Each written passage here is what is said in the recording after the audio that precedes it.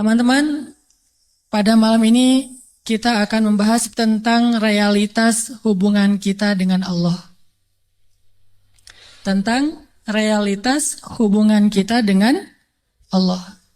Kita sering memuji-muji Allah dengan lisan kita, tetapi pujian kita itu enggak selaras dengan hati kita.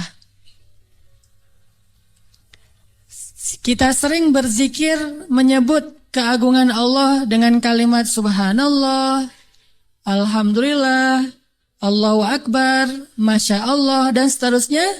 Kita memuji Allah dengan pujian-pujian yang indah, tetapi seringkali pujian itu tidak ada di dalam hati kita. Sehingga saya suka menyebut ini dengan istilah zikir yang agak-agak gombal. Kalau kita ngegombal kepada manusia, kadang dia percaya gitu. Seorang suami ngegombal kepada istri, tulus nggak tulus dia nggak ngerti. Yang penting dia bahagia dengan kata-kata yang indah gitu.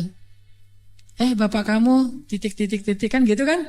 Selalu kan bapak kamu kan ya. Standar gombal, raja gombal di TV. Bapak kamu tukang parkir ya gitu. Kok tahu? Pasti gitu tuh. Ya soalnya dia sudah memarkirkan hatiku kepadamu gitu. Cewek mungkin gak percaya kali, cuman dia seneng aja dengan kata-kata kayak gitu kan. Atau mungkin ada juga yang percaya, karena dia ngelihat kita kayaknya wajahnya wajah polos, gak ada wajah tampang-tampang pembohong, apalagi playboy gitu ya. Wajahnya polos banget, ada jenggotnya gitu ya, insya Allah jujur kan. Asarus sujud, wah Masya Allah. Bisa jadi kita cuma ngegombal, tapi dia nggak tahu karena manusia itu tidak tahu isi hati. Tapi kalau Allah Subhanahu wa taala, A'udzu billahi minasy syaithanir rajim. Wa asirru qawlakum aw ijharu bih. Innahu alimun bidzatis sudur. Kan? Gimana kita mau gombal kepada Allah? Wa asirru qawlakum, kalian sembunyikan kata-kata kalian di dalam hati maksudnya. Awi jaharu bih, atau kalian tampakkan, kita ucapkan dengan lisan. Innahu alimun bidzatis sudur. Allah Maha tahu apa yang ada di dalam hati. Jadi nggak akan berhasil ngegombalin Allah tuh nggak akan berhasil. Kalau kita nggak jujur dengan lisan kita yang sesuai dengan hati kita, itu nggak akan terjadi keajaiban dalam hidup kita. Inilah realitas dari hubungan kita dengan Allah. Makanya Allah sering bilang ke kita seolah-olah, kok gitu? Barusan kamu bilang hasbi Allah, cukup bagi saya Allah. Tapi kok nggak cukup kalimat Allah itu menggetarkan hati? Padahal kalau orang bilang hasbi Allah, cukup bagi saya Allah, pas disebut nama Allah, udah selesai masalah dia gitu. Contoh, ada musibah. Terus temannya bilang, tenang, ntar Allah ganti dengan yang lebih baik. Kan disebutkan nama Allah, tenang, ntar Allah ganti dengan yang lebih baik. Oh ini ada doa nih. Wakhluf li khairam minha, ya Allah beri saya ganti yang lebih baik. Apakah kata-kata ini cukup buat kita sehingga kita tenang? Sehingga kita tidak lagi terus-terusan dalam keputusasaan terhadap musibah-musibah yang kita hadapi. Kalau enggak, berarti kita gombal mengatakan hasbi Allah. Katanya hasbi Allah, kok enggak cukup sih Allah buat kita? Padahal Allah berfirman di dalam Al-Quran, innamal mu'minun, orang mukmin yang sebenarnya, innamal mu'minuna alladzina idza dzukirallahu wajilat qulubuhum. Kalau disebut nama Allah hatinya gemetar. Maksudnya ngerespon gitu di dalam hati. Jadi mantap imannya, jadi mantap keyakinannya, jadi mantap tawakalnya kepada Allah Subhanahu wa taala. Benar enggak sih hasbi Allah? Coba. Kalau lagi bete, lagi ilfil, lagi nggak mood aja nih, Lagi sedih, lagi galau berat. Lagi galau berat. Ilfil, galau berat, lagi galau berat. Nah, apa? Jujur ya. Apakah sholat? Apakah jalan-jalan? Apakah makan-makan enak? Apakah main game? Apakah dengar musik? Apakah nonton film yang baru keluar? Mana yang paling gampang buat bete kita hilang? Itu jujurnya tuh. Kalau misalnya kita lagi bete, wudu, sholat, Allah Akbar, selesai sholat, hilang tuh bete. Berarti benar, hasbunallah, hasbi Allah. Tapi kenyataannya termasuk saya nih, gak gitu-gitu amat. Begitu ada masalah sholat, begitu selesai sholat, ini nonton di mana ya? Sama aja kan? Sholat sih, cuman habis sholat ternyata belum cukup, belum hilang juga nih. Saya udah sholat, saya udah zikir, saya udah doa, saya udah tilawah Al-Quran, saya malah udah tahajud, udah puasa, tapi belum hilang juga, masih ilfil banget nih. Ya, mau cari makan enak mau makan yang pedas-pedas gitu, atau mau cari kopi, berarti belum hasbun, belum cukup. Masih butuh tambahan. Memang berpengaruh, tapi belum cukup. Sholat ya menenangkan, cuma belum bisa menyelesaikan masalah. Berarti kita masih gombal dalam zikir kita. Makanya Allah bilang, kok gitu? Katanya saya cukup buat kamu. Kok kamu masih mencari solusi yang lain setelah saya? Kok kamu masih menyekutukan saya dalam mencari jalan keluar terhadap masalah-masalah kamu? Berarti kamu tuh gak benar ngomongin hasbi Allah. Orang yang benar-benar mengatakan hasbi Allah itu kayak Ibrahim tuh. Ketika dia masuk ke dalam api, dilemparkan ke dalam bara api, tiba-tiba Jibril datang kepada Ibrahim mengatakan, "Ya Ibrahim, alaka hajah? Apakah kamu punya sesuatu yang kamu butuhkan? Sal, tu'ta, minta kepada saya nanti saya akan kabulkan." Kata Jibril. Apa kata Ibrahim? Amma ilaik fala. Kepada kamu? Enggak. Saya tidak butuh siapapun. Hasbi Allah wa ni'mal wakil. Baru Allah padamkan tuh api, keajaiban. Kenapa kita mengucapkan banyak kalimat zikir tapi tidak terjadi keajaiban-keajaiban dalam hidup kita? Mungkin kalimat kita itu belum jujur, belum sesuai dengan hati kita dan realitas kehidupan kita. Makanya zikir kita itu belum powerful. Harusnya zikir yang powerful itu begitu kita bilang hasbi Allah, api padam. Jadi kalau ada kebakaran, hasbi Allah, nggak butuh telepon pemadam kebakaran, selesai sudah. Kenapa kita telepon pemadam kebakaran? Karena kita belum hasbi Allah secara jujur. Ini benar nih, walaupun contohnya agak-agak lebay mungkin ya, tapi benar loh. Kenapa? Kita ketika nggak usah api yang membakar rumah lah, nggak usah kebakaran, hal sepele aja. Masalah perasaan, masalah lapar. Bukankah Nabi mengatakan nanti makanan orang di akhir zaman adalah kalimat la ilaha illallah? Ini makanan orang di akhir zaman. Ketika muncul Dajjal, makanan kaum muslimin itu adalah la ilaha illallah. Begitu bilang la ilaha illallah, kenyang. Itulah orang yang selamat di masa Dajjal. Kira-kira kalau sekarang Dajjal keluar, kita selamat nggak? Cari tahunya gimana? Kalau teman-teman lapar, coba bilang la ilaha illallah. Lapar, masih lapar atau udah kenyang? Pasti masih lapar ya. Karena kita nggak menganggap Allah segalanya, hasbi Allah. Tapi nanti di akhir zaman, ketika Dajjal muncul, Nabi mengatakan makanan mereka pada saat itu adalah zikir subhanallah, alhamdulillah, Allahu akbar, la ilaha illallah. Itulah makanan mereka. Begitu mereka bilang subhanallah, la haula wala quwata illa billah, langsung kenyang. Anaknya bilang, "Pa, lapar." Bilang la haula wala quwata illa billah. La haula wala quwata illa billah, gimana? Udah kenyang. Ya tuh. Itu benar-benar umat akhir zaman banget tuh. Kalau kita kayaknya bukan umat akhir zaman, umat zaman edan. Kita ucapin la ilaha illallah masih lapar, sholat masih galau, udah zikir sekian ribu masih sedih, masih sakit hati. Kenapa? Karena kalimat kita itu belum jujur. Kok gitu kalimat kamu, kata Allah kepada kita? Karena Allah tahu isi hati kita.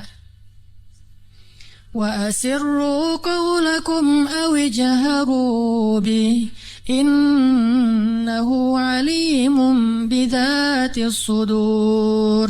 Seandainya kita jujur, Allah akan tunjukkan keajaiban yang luar biasa loh dalam hidup kita.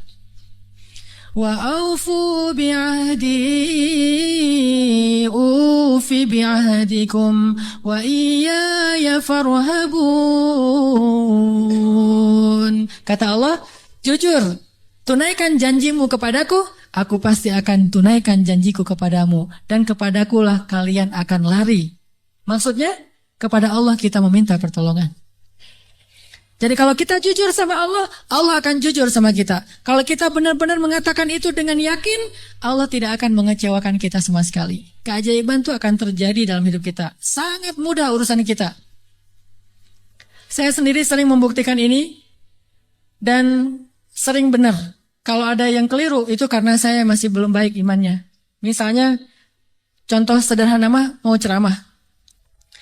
Ceramah yang menurut saya paling beban adalah di sini. Di depan teman-teman semuanya. Kenapa?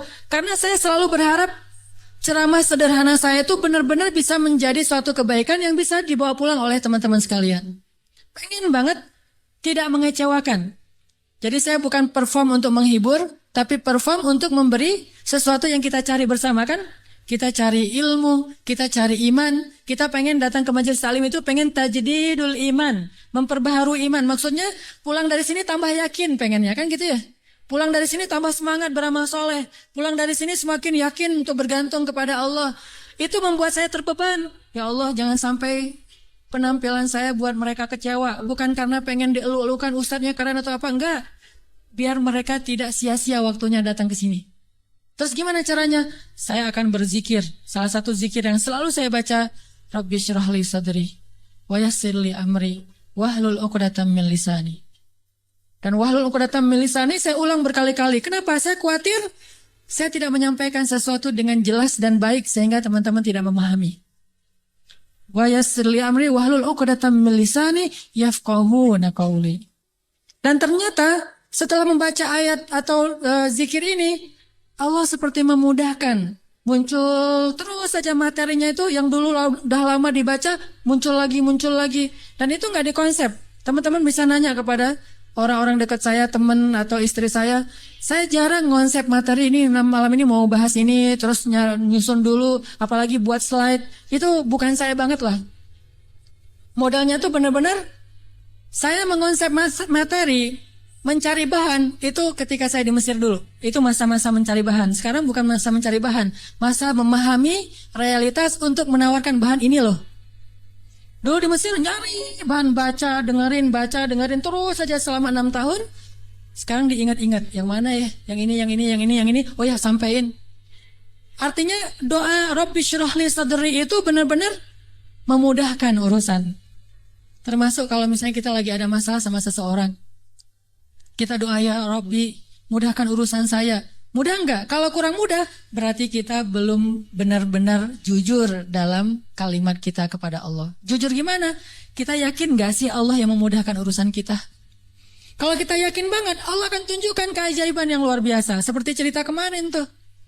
2 orang yang saling berhutang kan? Yang satu memberi hutang dan bertanya, siapa saksinya?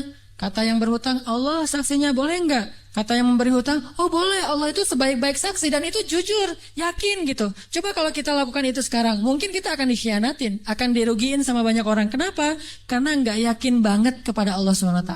Masih ada setitik ragu. Ntar kalau dia bohong gimana? Bukankah ada Allah? Ntar kalau dia lupa gimana? Bukankah ada Allah?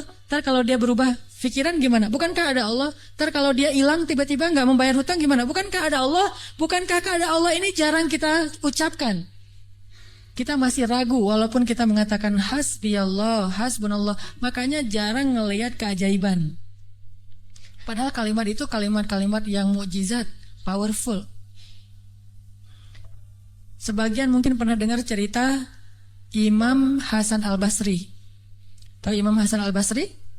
Salah satu ulama generasi tabi'in, generasi kedua.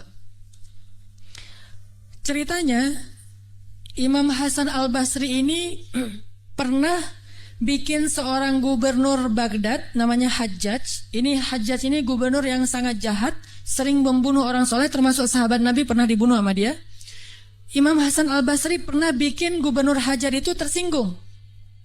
Kapan? Ketika Imam Hasan Al-Basri diundang ke rumah gubernur Hajjaj bersama beberapa ulama yang lain, beberapa tokoh masyarakat diundang ke rumah barunya, istana gitu.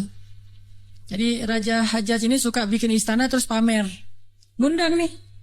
diundang orang-orang penting, minta semacam testimoni gitu, minta komentar.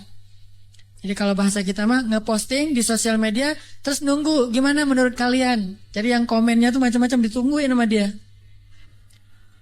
Nanya ke setiap orang yang tamu yang diundang, gimana menurut kamu istana saya? Rata-rata mengatakan ini bagus, istana pertama yang saya lihat yang paling indah segala macam. Bahasa-bahasa memuji lah. Dan gak jujur. Begitu giliran Hasan Al-Basri, ya Syekh Hasan, gimana menurut Syekh tentang istana saya?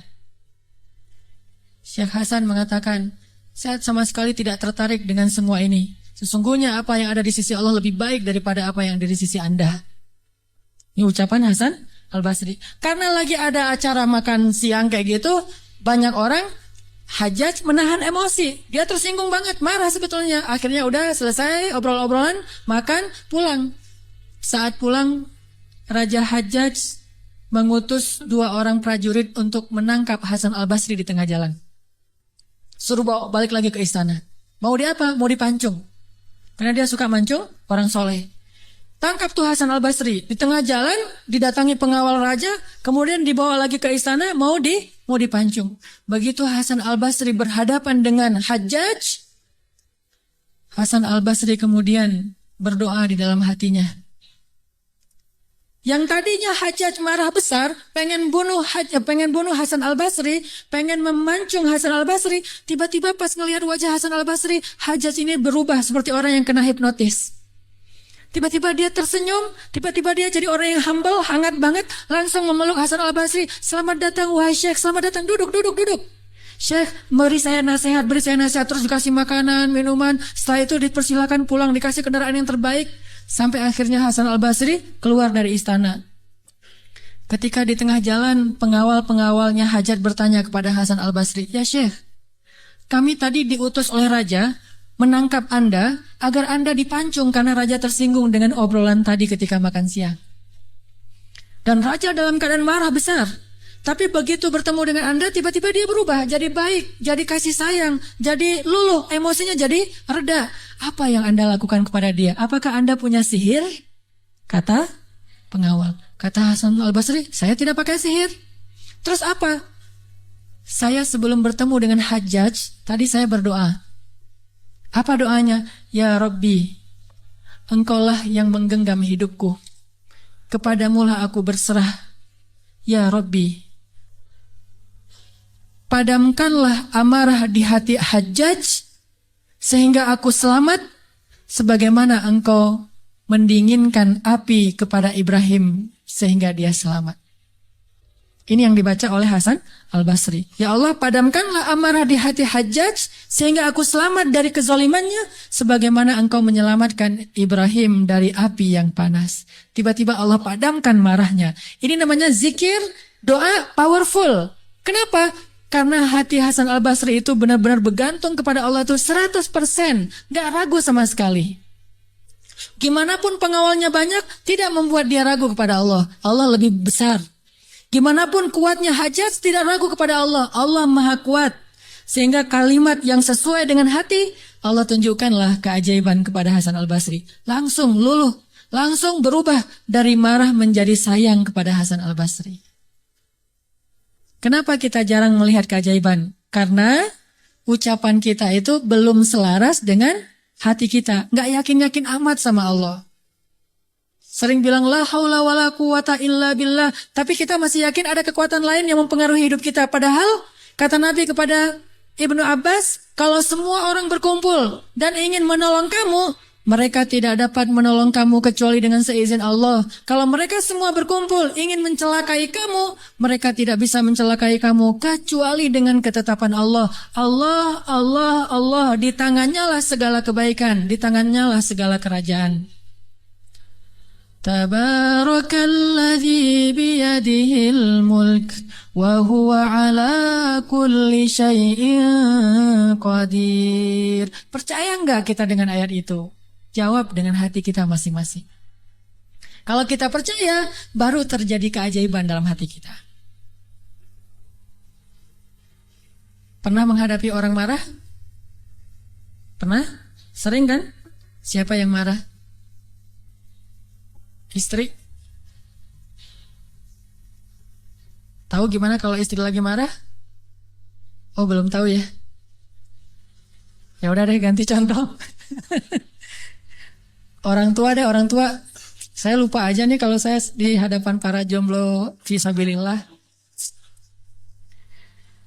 Kalau istri lagi marah, padamkan marahnya itu bukan dengan hadiah dunia dulu. Itu buat kita ragu sama Allah dan mengandalkan materi. Pas marah, tunjukin. Mau ke Lombok, Bali, Jogja, atau Maldives. Pasti dia pilih Maldives tuh. Pas dia pilih Maldives, kita nangis. Kenapa? Dananya gak cukup. Makin marah dia tuh. Jangan nawarin materi dulu untuk meredakan marah seseorang. Karena kita akan bergantung kepada materi itu. Ternyata ampuh. Kalau dia marah, saya kasih tuh brosur. Brosur doang. Kalau lagi marah, nonton yuk. Pelan-pelan reda marahnya, berarti efektif. Nonton cukup bagi saya. Pas lagi marah, ada kafe baru loh, enak tuh makanannya. Terutama tuh misalnya green tea-nya, milkshake tuh paling enak tuh se-Bandung. Reda marahnya, milkshake cukup bagi saya. Kan? Bukan hasbi Allah, hasbiya milkshake. Kenapa bisa gitu? Karena ketika kita mau meredakan marah seseorang itu kita menggunakan materi. Atau menggunakan bahasa-bahasa ngegoda, ngerayu, gombal tadi. Tapi kan lama-lama agak-agak habis juga ya bahan menggombal ya. Harus buka. Jadi teman-teman bisa ke Gramedia mungkin beli buku dengan judul Kumpulan Gombal-Gombal Efektif. Udah teruji. Banyak yang menggunakan gombal ini dan berhasil meredakan amarah. Mungkin. Tetapi itu berarti kita tidak mendapatkan yang paling luar biasa. Sehingga suatu saat kita akan kewalahan sendiri. Berapa sering kita bisa memberikan materi, memberikan brosur, memberikan kafe, memberikan nonton, memberikan hiburan, entertain segala macam. Berapa sering? Coba sesekali ketika menghadapi seseorang yang marah, andalkan Allah. Pas mau ketemu orangnya, ya Rabbi, ya Rabba Ibrahim, wahai Tuhan Ibrahim, padamkanlah amarah istri saya, sebagaimana engkau memadamkan api bagi Ibrahim. Terus temuin, kalau masih marah, ya Allah astagfirullahaladzim, berarti saya belum jujur nih, masih belum yakin sama Allah, istighfar lagi, ya Allah padamkan. Masih marah, ya Allah padamkan. Terus saja sampai yakin. Kalau kita yakin itu berubah loh, benar-benar berubah. Kalau nggak bisa langsung bertahap, tergantung iman. Ada orang yang imannya baru redam amarah seseorang itu 1 jam, berarti imannya iman 1 jam. Ada yang setengah jam, ada yang 10 menit, ada yang begitu ketemu, berubah langsung. Sampai orang yang marah itu juga terheran-heran. Kenapa ya? Saya tadi sebetulnya lagi sebel banget sama kamu, tapi pas melihat kamu jadi berubah, kenapa ya? Karena Allah. Ini mah masalah iman. Bukan masalah fasihnya mengucapkan hasbi Allah. Semua kita mah namanya hasbi Allah pasti fasih. Apalagi sadaqallah, itu paling fasih tuh. Sadaqallahul azim, itu fasih banget. Kenapa? Apalagi baca 1 juz, pengen sadaqallah cepet-cepet kan? Itu fasih. Bismillah fasih, hasbi Allah. Insya Allah tahsin hasbi Allah wa ni'mal wakil. Malah kita kadang-kadang kalimat hasbi Allahnya tuh lebih keren daripada sahabat loh. Kalau sahabat kalimatnya cuma gini, hasbunallah wa ni'mal wakil. Kalau kita hasbunallah wa ni'mal wakil, ni'mal maula wa ni'man nasir. Coba lihat, panjangan siapa ucapannya? Panjangan kita kan? Sahabat mah cuma sedikit, Ibrahim lebih sedikit lagi, hasbi Allah, segitu doang. Kita rame, jangan cuma hasbi Allah, tambahin dong, jangan terlalu irit-irit dalam berzikir. Rame aja di broadcast soal panjang pendeknya zikir, tapi dua-duanya nggak powerful, nggak ngaruh. Yang bilang hasbi Allah wa ni'mal wakil sama aja. Yang bilang hasbi Allah wa ni'mal wakil, ni'mal maula wa ni'man nasir, diulang 33 kali, tapi nggak ngaruh. Kenapa? Karena nggak jujur. Hanya fasih di lisan, tetapi tidak fasih di hati. Harusnya kayak Imam Hasan Al-Basri, begitu dia katakan demikian, doanya langsung berubah. Termasuk doa tadi, Allahumma ajurni fi musibati wa akhluf li khairan minha, ya Allah, beri saya pahala dalam musibah saya, beri saya ganti yang lebih baik. Selama apa sih Allah kasih kita ganti? Di situ kita bisa mengukur keimanan kita. Kalau begitu kita berdoa langsung dapat ganti, itu imannya ajaib tuh.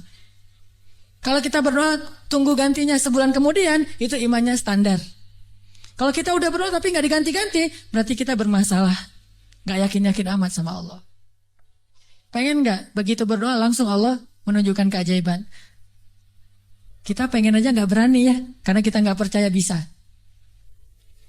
Kita mau mengatakan pengen, itu aja kita nggak berani karena menganggap itu nggak realistis. Ah, masa sih bisa? Bisa kalau kita yakin kepada Allah. Kalau kita nggak yakin, kalau kita bilang nggak bisa, kalau kita ragu bahwa Allah bisa menunjukkan ajaib kepada kita dalam hitungan detik, terus kemana kalimat kun fayakun?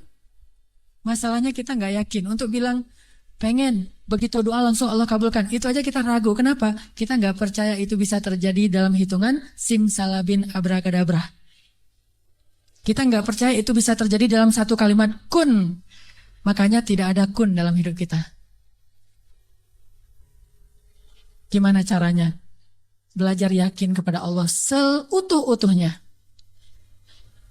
Masih ingat juga dengan kisah seorang bapak datang kepada Rasulullah curhat dan minta tolong. Dia bilang, ya Rasulullah, putra saya ditawan oleh musuh. Dan mereka meminta tebusan 100 dinar. Kalau saya nggak ngasih uang 100 dinar, putra saya akan dipenggal, akan dibunuh ya Rasulullah. Sedangkan saya orang miskin. Jangankan 100 dinar, 100 dinar itu mungkin sekarang sekitar 250 juta. Mahal. Saya nggak punya uang sebesar itu ya Rasulullah. Untuk makan aja susah. Terus gimana ini ya Rasul? Waktu itu Rasulullah juga nggak punya apa-apa untuk diberi. Sahabat-sahabat banyak yang keluar negeri untuk berdakwah, sehingga orang-orang kaya kayak Utsman, Abdurrahman lagi nggak ada. Terus nolongnya gimana nih? Nabi kasih satu zikir. Kata Nabi, Pak, banyak-banyak mengatakan la haula wala quwata illa billah. Bapak percaya? Oh percaya ya Rasulullah. Pulang dia tuh. Coba kalau kita digituin, ya insya Allah ya Rasul. Tapi duitnya gimana Rasul? Tetap aja kan? Udah minta zikir, minta duit. Yang konkret dong Rasul kalau kasih zikir, kalau kasih solusi. Zikir itu solusi paling konkret. Justru yang lain itu nggak konkret. Yang lain itu Allah tunjukkan kepada kita karena Allah sayang kepada kita. Allah tahu iman kita lemah. Kalau seandainya Allah mau memberikan kepada kita keajaiban menurut iman, mungkin kita nggak dapat apa-apa dalam hidup.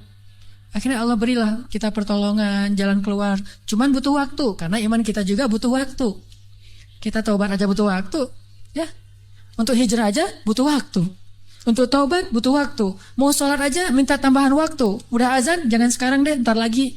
Gimana kita mau dapat pertolongan Allah yang sekarang? Fair gak sih kalau Allah mengatakan, oh ntar lagi ya hambaku, orang kamu juga barusan sholatnya juga bentar lagi. Allah kasih tuh. Begitu Nabi bilang, ucapkan banyak-banyak membaca la haula wala quwata illa billah. Dia yakin langsung mengatakan, oh ya insya Allah, yakin gitu akan terjadi keajaiban. Bukan ya ada Utsman gak Rasul? Enggak. Abdurrahman bin Auf rumahnya di mana ya? Enggak nanya-nanya orang kaya. Udah aja yakin. Pulang dia tuh. La haula wala quwata illa billah. La haula wala quwata illa billah. La haula. Artinya apa? Tidak ada daya dan upaya dari makhluk. Allah lah yang maha kuasa. Pulang ke rumah, istrinya nungguin. Pak gimana? Udah ketemu Rasulullah. Dapat solusinya, dapat uang pinjaman dari siapa? Enggak. Terus gimana? Nabi ngasih kita solusi yang lebih baik daripada itu. Apa? Ucapkanlah la haula wala quwata illa billah. Istrinya enggak protes, langsung bilang, oh ya langsung la haula wala quwata illa billah. Berdua tuh la haula wala quwata illa billah. Enggak ada ya kirain duit 100 dinar. Enggak sama sekali, yakin. Begitu malam, sepanjang siang mereka la haula wala quwata illa billah, malam hari tiba-tiba putranya pulang. Nggak sendiri, bawa ternak, bawa kambing banyak tuh, domba dibawa. Ada ratusan ekor domba dia bawa pulang. Di luar wah rame apa nih apa? Ada domba, siapa? Oh putra kita, Masya Allah. Pelukan, kangen gitu ya. Kamu gimana bisa selamat? Kata putranya, wahai ayah, ada keajaiban.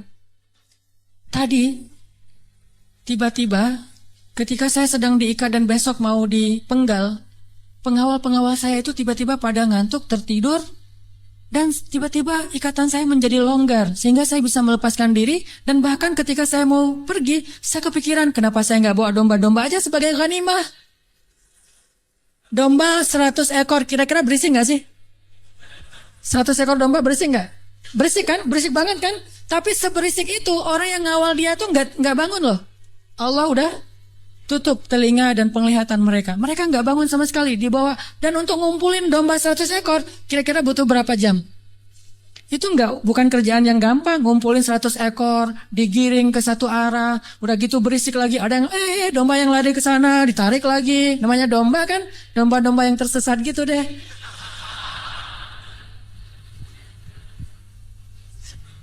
Gimana coba?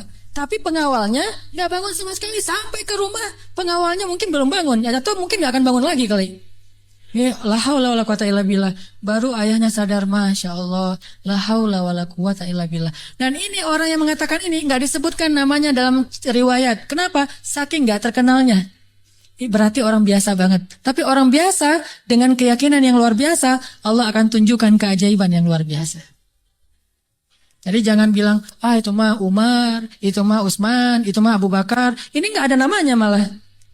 Cuma disebut ja'a rajulun, ada seorang laki-laki datang kepada Rasul, gitu doang. Tapi Allah tunjukkan keajaiban yang luar biasa. Kenapa? Imannya. La haula wala quwata illa billah. Sehingga anaknya datang membawa domba, jadi kaya raya. Sama juga dengan cerita Fatimah bintu Rasulillah. Pasti tahu ceritanya. Karena Fatimah capek di rumah, gak ada pembantu, Ali sering berjihad, akhirnya dia ngurus anak sendiri, anaknya laki-laki lagi, namanya anak laki-laki, bukan bandel, emang dia aktif gitu. Akhirnya Fatimah ngerasa agak berat nih kalau harus ngurus semuanya sendiri, gak punya pembantu.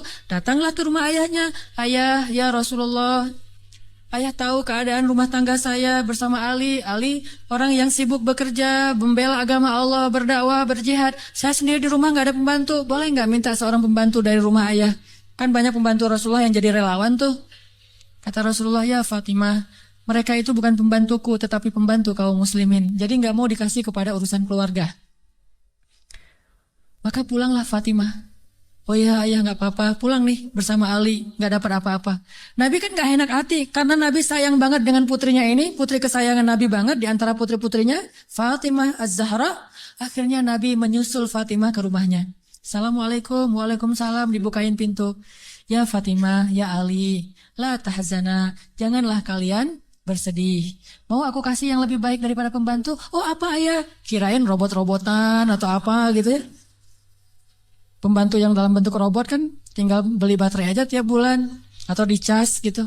Apa ya ayah yang lebih baik daripada pembantu? Kita tahu, kata Rasulullah sebelum tidur, bacalah zikir ini, ayat ini, maka insya Allah itu lebih baik daripada pembantu. Mereka protes nggak? Enggak. Oh ya, sami'na wa ata'na. Diamalin tuh, nggak pernah tinggal.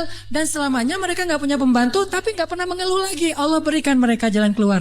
Jalan keluarnya adalah dikuatkan hati dan kesabarannya. Itu keajaiban. Kenapa kita udah berdoa tapi hati kita masih lemah? Karena kita tidak berdoa dengan hati, tapi kita berdoa dengan kok gitu? Gak sesuai antara lisan dengan kenyataan.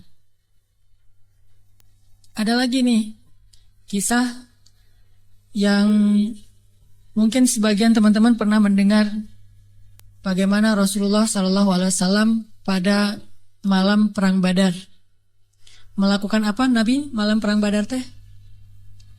Istighosah. Pernah dengar istilah istighosah? Mungkin sebagian orang menganggap istighosah ini bid'ah. Istighosah itu salah satu di antara hal yang paling luar biasa yang dilakukan Nabi dan disebutkan di dalam surat Al-Anfal, "Idz tastaghitsuna rabbakum."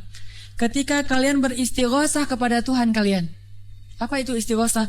Berdoa dengan penuh keyakinan. Malam sebelum terjadi perang Badar, semua para sahabat itu tidur.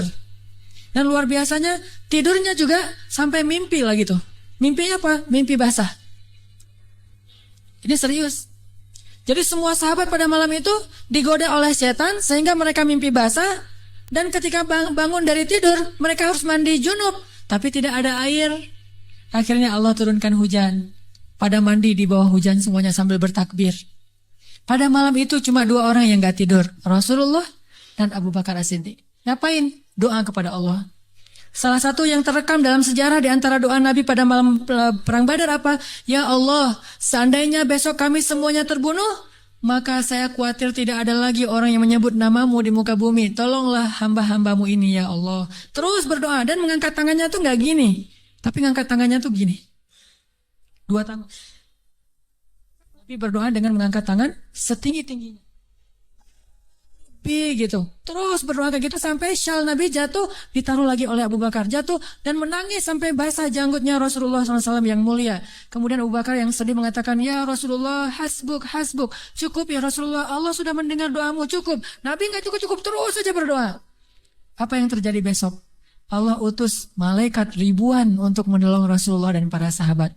Dan kita lihat hasil perang Badar. Bukan karena dia Rasulullah, tetapi karena imannya adalah imannya seorang Rasulullah.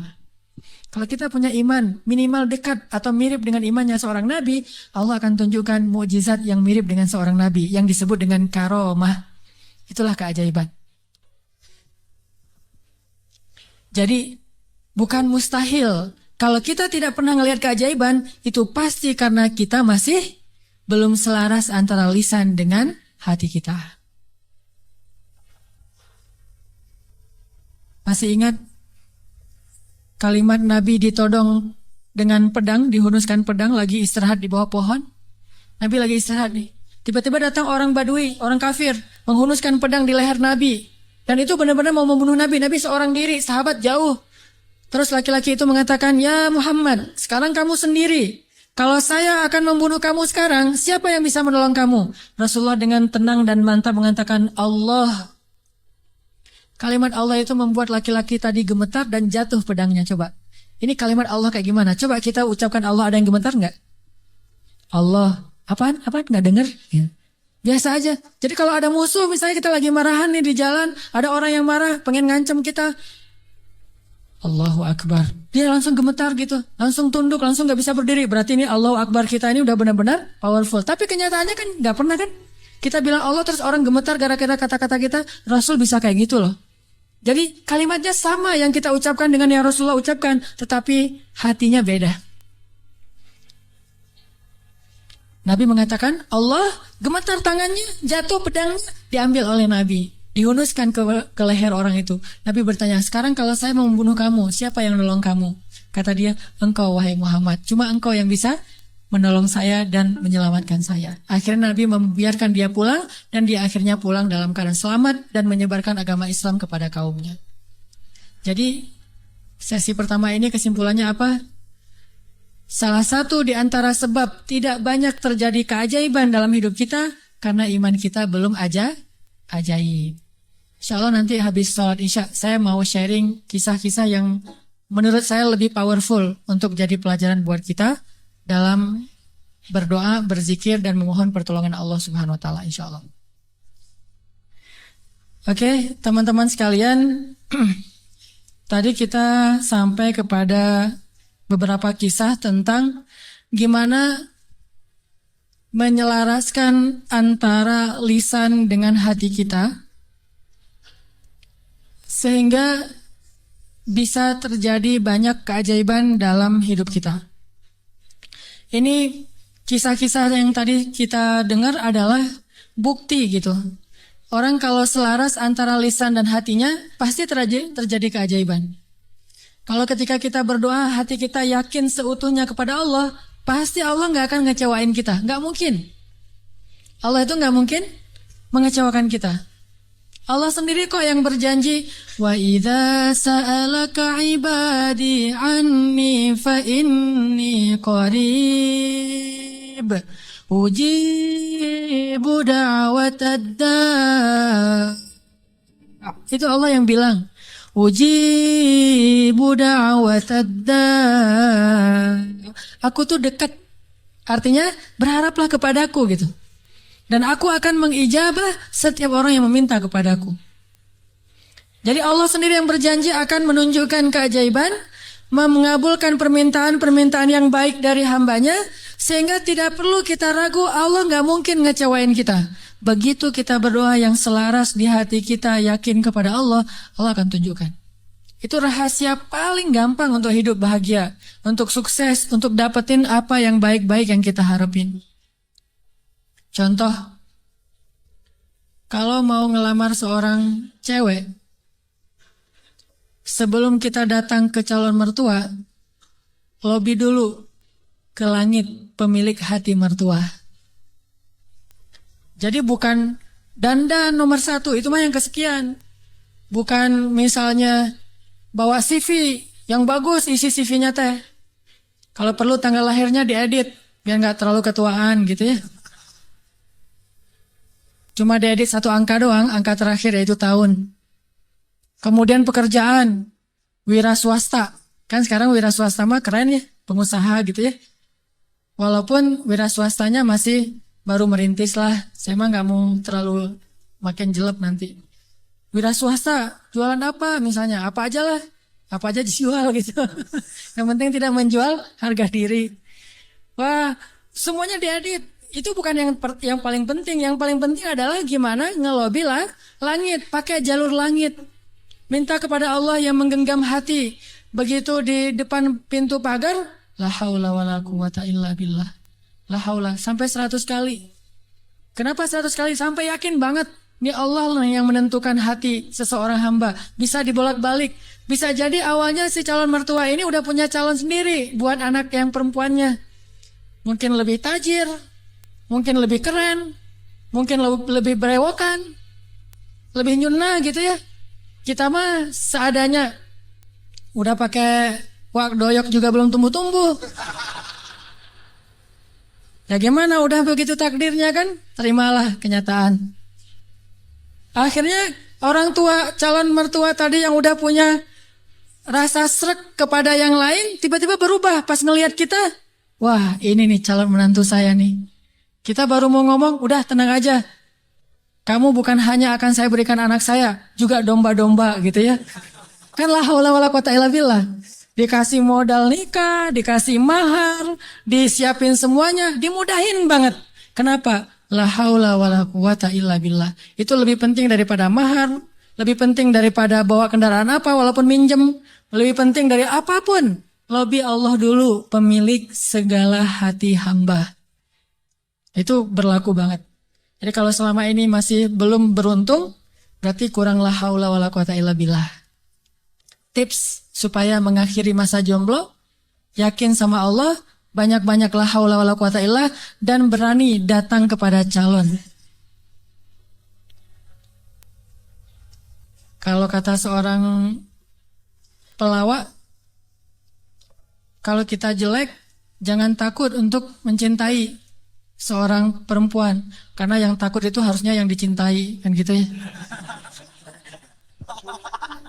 Kita mah gak usah takut, yang dicintai yang takut. Yang datang ke saya kok wajahnya gini. Tapi itu mah cak lontong. Jarine cak lontong. Oke. Sama juga kalau misalnya seorang istri pengen membujuk suaminya. Membujuk ngapain nih? Membujuk tambahan saldo. Ini udah akhir bulan nih, tanggal 31, pakai la haula wala quwata illa billah. Itu ngaruh banget. Sambil senyum, sambil la haula wala quwata illa billah. Oh ngerti mah, besok ditransfer gitu ya. Gak usah bilang, Pak, uang bulanan, gak usah. Bilang aja la haula wala quwata illa billah. Lobi Allah sehingga dia jadi sayang sama kita, dikasih lebih. Jalan ke mall, lobi Allah supaya dia sayang sama kita, dikasih lebih. Jadi dibeliin apa. Ini semuanya karena kita yakin sama Allah yang maha kaya. Saya pernah dulu di tablik.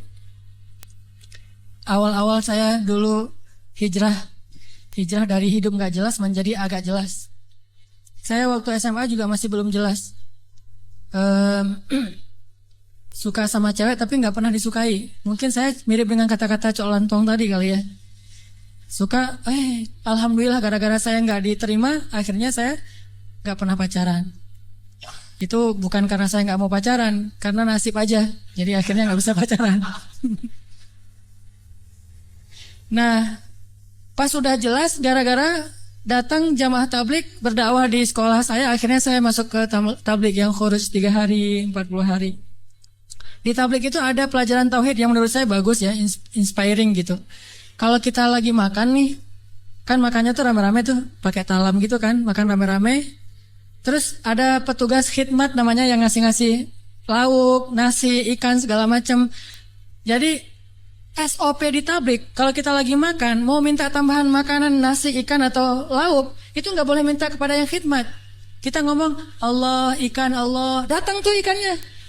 Wah ini ikan, Masya Allah, Allah kasih datang ikan. Di situ belajar tauhid tuh. Ternyata kuahnya kurang. Allah, kuah, Masya Allah, kuah, Masya Allah. Datang tuh kuah tuh. Soalnya orangnya dengerin gitu ya. Tapi walaupun ini agak-agak menurut sebagian orang aneh, justru di situ kita belajar yakin sama Allah.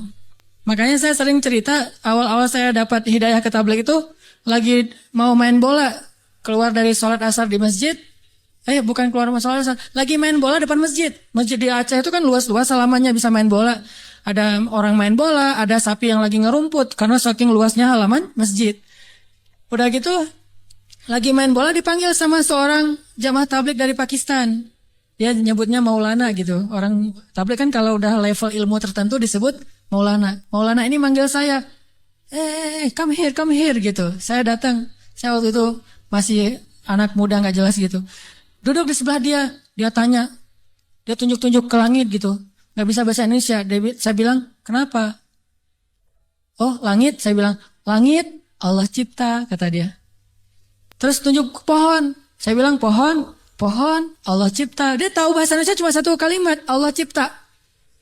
Pohon Allah cipta. Saya tunjuk anak-anak, dia nunjuk anak-anak. Oh, orang Allah cipta. Itu aja selama setengah jam. Begitu setelah setengah jam Allah cipta, tiba-tiba saya ngerasa kayak ada yang masuk ke dalam hati saya tuh sejuk banget. Saya langsung pergi wudhu, saya sholat kayak orang dihipnotis gitu. Sholat asar sendiri, udah selesai sholat asar sendiri, dia temukan dengan tabligh yang ada di situ, orang lokal, masuklah saya ke tabligh, ke khuruj 3 hari. Pulang ke rumah, saya dianggap orang aneh oleh orang tua saya. Wah, kamu gak boleh ke masjid lagi, kenapa? Kamu sekarang aneh. Aneh apa? Udah rajin ke masjid. Rajin ke masjid aneh dulu teh. Orang tua kan takut ke jaring aliran apa mungkin yang mau jadi pengantin, bom bunuh diri atau apalah, takut. Terus saya mulai pakai jubah waktu itu, jubah putih, sorban putih. Begitu saya lewat depan tetangga ada anak kecil lagi main, dia bilang, mak, malaikat lewat gitu. Waduh, saya malaikat gitu. Luar biasa. Ini artinya belajar yakin. Kalau di beberapa dakwah itu benar-benar bab la ilaha illallah ini benar-benar kurikulum paling penting, dan ini yang harus kita pelajari. Kalau kita ngandelin Allah banget dalam segala urusan, la yudayya'anallah, itu intinya. Allah nggak akan ngecewain kita. Manusia bisa banget ngecewain kita, bukan karena dia jahat. Kadang dia ngecewain kita karena emang dia nggak mampu untuk memuaskan dan membahagiakan kita. Bukan karena dia pengkhianat. Seorang istri, seorang suami kadang mengecewakan kita bukan karena dia nggak sayang sama kita, tapi dia nggak mampu memenuhi semua kebutuhan kita. Dia terbatas. Dan justru juga banyak orang yang sengaja ngecewain kita karena dia jahat. Tapi ada juga orang baik ngecewain karena dia nggak mampu. Tapi Allah maha baik dan maha mampu. Bukan cuma maha baik. Kalau baik doang nggak mampu, ya apa bisa kita lakuin kan? Tapi kalau baik dan mampu, nggak ada batas. La haula wala quwata illa billah. Keajaiban-keajaiban yang luar biasa terjadi dalam hidup kita kalau kita mengandalkan Allah, selaras antara lisan dengan hati kita. Saya pengen nanya ke teman-teman. Teman-teman pernah lupa? Sering ya? Lupa apa misalnya? Lupa diri. Kadang kita perlu lupa. Ngelupain mantan. Baper ya. Karena lupa ini adalah solusi. Melupakan mantan itu benar-benar solusi yang paling konkret. Karena kalau nggak bisa lupa, kita nggak bisa move on. Dan kalau nggak bisa move on, kita nggak bisa ketawa. Kalau nggak bisa ketawa, kita nggak bahagia. Pernah lupa kan? Lupa pelajaran, lupa ayat Al-Quran. Kayaknya kalau lupa ayat Al-Quran sering nih, terutama di juz-juz di tengah, soalnya belum hafal. Jadi pasti lupa. Kalau teman-teman lupa, apa yang teman-teman lakukan? Hah? Kalau lupa gimana? Diingat-ingat. Diingat-ingat. Berapa lama butuh waktu untuk sampai ingat lagi? Kadang cepat, kadang lama ya. Ada tips dari ulama Al-Azhar. Setiap kita ujian di kampus di Al-Azhar itu selalu ulama tuh syekh, doktor, profesor masuk ke ruang-ruang kelas kita bilang gini, ya abnai, wahai anak-anakku. Ini indahnya ujian di Mesir itu gitu. Bukan cuma ujian tulis, tapi dapat nasihat lagi mau ujian. Nasihatnya jangan nyontek ya, bukan. Nasihatnya apa? Ya abnai, panggilannya lembut, wahai anak-anakku. Kalau nanti kalian mau kerjakan soal, jangan lupa bismillah. Kalau kalian lupa, jangan lupa. Kalau kalian lupa, ucapkanlah istighfar dan salawat. Allah akan mengembalikan ingatan kalian. Karena tidaklah seseorang itu lupa kecuali karena dosa-dosa. Maka istighfarlah. Itu nasihat yang setiap tahun saya dengar kalau mau ujian. Jadi ngena banget gitu. Akhirnya saya praktekkan tuh. Wah, ini bener nih tips yang luar biasa. Lupa nih mau nulis, ini jawabannya apa ya? Ini di bukunya halaman berapa atau yang kata-kata siapa gitu? Astaghfirullahaladzim. Allahumma sholli ala sayyidina Muhammad. Ingat. Kadang-kadang juga nggak ingat sama sekali. Udah berkali-kali sholawat. Soalnya bukunya belum saya baca. Wah, nggak ingat-ingat ini. Kan ada masa-masa iman naik dan turunnya. Kalau lagi turun buku nggak dibaca, pede banget baca judul-judul doang gitu. Baca daftar isi. Jadi cara belajar cepat tuh baca daftar isi. Nanti kurang lebih kayak gitulah di karang-karang aja gitu. Akhirnya nilainya harus di remedial diulang.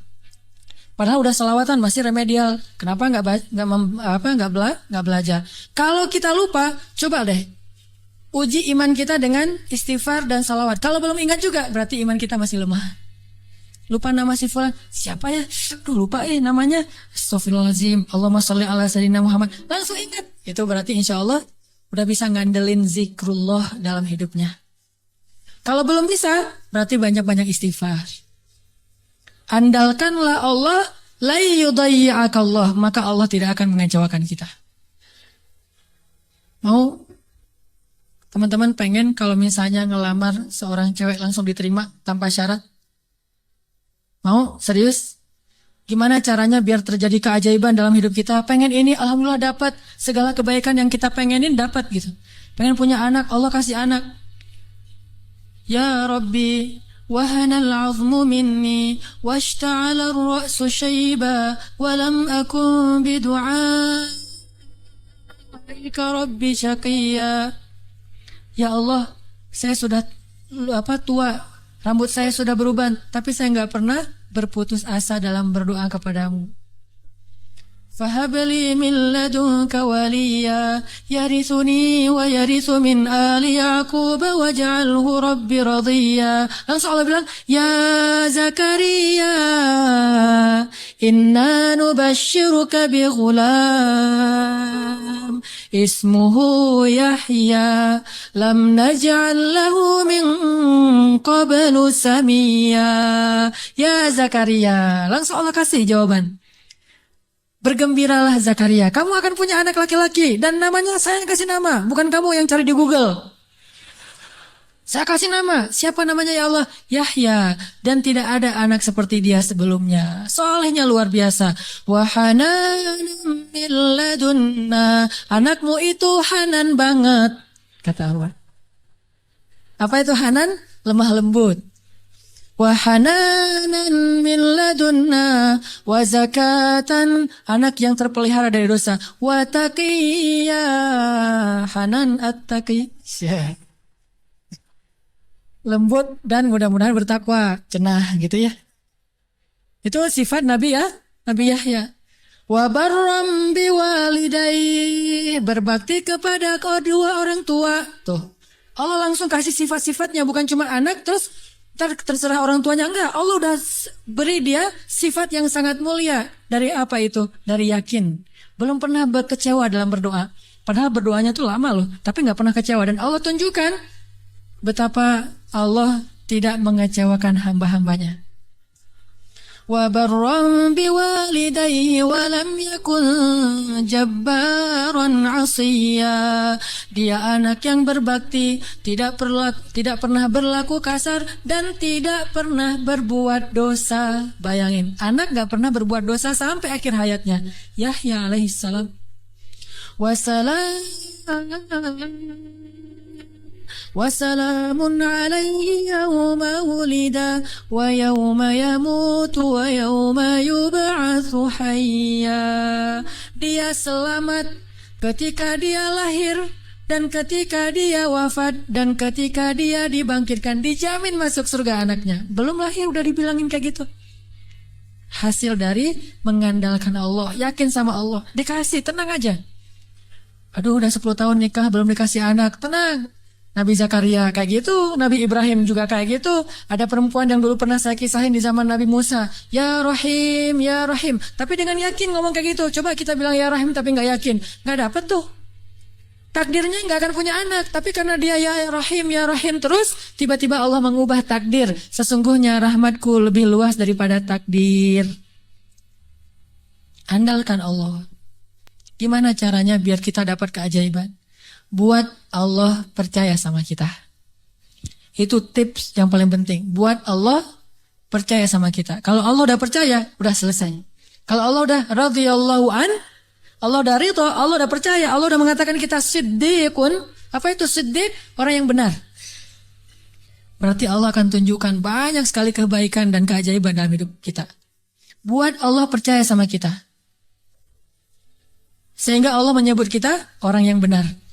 Ulaika humus shadiqun. Dia itu orang yang benar. Wadhkur fil kitab Ibrahim innahu kana siddiqan nabiyya. Ibrahim itu hambaku yang siddiq. Wadhkur fil kitab Idris innahu kana siddiqan nabiyya. Hambaku Idris itu adalah hamba yang siddiq. Makanya Allah tunjukkan banyak keajaiban. Idris meninggalnya di mana? Wa rafa'nahu makanan 'aliyya. Kami angkat Idris ke tempat yang tinggi, yaitu ke langit kelima. Jadi ceritanya malaikat maut datang kepada Idris, pengen nyabut nyawa Idris. Kata Idris, wahai malaikat maut, jangan cabut nyawa saya sekarang. Terus gimana? Saya minta waktu gitu. Akhirnya malaikat maut ini mengatakan, saya tidak bisa memberi kamu waktu. Kalau perlu kamu naik aja ke langit. Begitu dia naik ke langit 5, kata malaikat maut, disinilah ajalmu. Sehingga Nabi Idris itu meninggalnya bukan di bumi. Kuburannya itu bukan di tanah. Kuburannya itu di langit. Satu-satunya manusia yang diwafatkan di langit adalah Idris. Sedangkan Isa belum wafat. Kalau Idris diangkat ke langit dan diwafatkan. Isa diangkat ke langit dan Allah biarkan sampai nanti akan datang kembali di akhir zaman. Kalau Idris wafat, cuma wafatnya di langit. Coba. Keajaiban. Kenapa? Innahu kana siddiqan. Karena dia siddiq, Allah percaya, Allah kasih dia keajaiban. Begitu juga dengan Ibrahim. Gimana cara Ibrahim buat Allah percaya sama Ibrahim? Sehingga ketika Ibrahim dalam keadaan terdesak, Allah kasih keajaiban. Ya nar, kuni bardan wa salaman ala Ibrahim. Wahai api, jadilah kamu sejuk dan selamat bagi Ibrahim. Langsung sejuk, apinya membara-bara sampai kayu bakarnya habis, tapi Ibrahimnya dalam keadaan selamat. Kayak di ruang AC. Kenapa? Karena Allah udah percaya sama hatinya Ibrahim. Gimana cara Ibrahim membuktikan dan membuat Allah percaya kepada dia?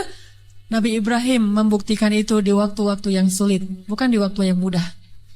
Jadi bukan hanya dengan sholat Allah akan percaya sama kita. Tapi ketika kita dapat masalah, siapa yang kita andalkan? Kalau kita mengandalkan Allah dan senantiasa kayak gitu dalam kesabaran, tidak berputus asa kepada Allah, yakin Allah gak akan ngecewain kita, Allah akan percaya sama kita. Dan saat Allah percaya, Allah tunjukkan keajaiban. Nih kisah Ibrahim yang luar biasa yang dulu sering kita baca. Ibrahim itu by the way orang mana? Orang mana Ibrahim teh? Orang Irak. Ibrahim aslinya dari Irak. Dari Basrah. Mirip dengan Imam Hasan al-Basri, Basrah. Jadi Ibrahim itu orang Irak. Lalu berdakwah di Irak di usia 17 tahun tuh udah mulai kayak kita lah, anak ABG tapi udah hijrah. Hijrah pemikiran tapi bukan hijrah dari dosa kepada yang baik. Hijrah pemikiran. Dari awalnya mikirnya macam-macam, agak liar gitu. Wah ini Tuhan saya, yaitu matahari. Ini Tuhan saya, yaitu bulan. Ini Tuhan saya, yaitu bintang. Kan liar ya. Sampai akhirnya, ini semuanya tenggelam. Tuhan saya adalah pencipta semua ini. Dan di usia segitu beliau ditaruh di dalam api dan yakin banget kepada Allah. Dia punya seorang ayah, namanya Azar. Azar ini seniman nyeleneh. Kalau seniman doang masih mending kan? Ini udah seniman nyeleneh. Kalau seniman doang dia dengan artnya, dengan seninya itu hak dia. Tapi ketika dia nyeleneh, gimana? Dia membuat patung lalu menyuruh orang untuk menyembah patung buatannya. Dan dia juga tokoh agama yang ngajarin cara nyembah patung buatannya, ngajarin doa-doanya, sehingga orang menyembah patung buatan Azar. Lalu dia punya kedudukan di sisi rajanya, Namrud. Sehingga ketika anaknya berdakwah di sana, kedudukan Azar ini terancam. Akhirnya dia diusir. Ibrahim diusir dari Irak, disuruh pergi atau dibunuh. Akhirnya berangkatlah Ibrahim bersama 2 orang. Satu istrinya yang terkenal sangat cantik, sampai para ulama mengatakan belum pernah Allah menurunkan seorang wanita cantik di muka bumi secantik Sarah. Itu perempuan paling cantik yang pernah ada di muka bumi. Kalau yang paling sempurna, Asia, Maryam, Khadijah, Fatimah. Tapi kalau yang cantiknya kayak Nabi Yusuf, itu Sarah tuh. Kalau laki-laki ganteng, Yusuf. Kalau perempuan cantik itu Sarah. Simbol kecantikan perempuan di muka bumi. Bukan siapa yang di Mesir teh? Cleopatra. Cleopatra kalau di film-film mah agak-agak hitam ya. Kurang menurut saya mah.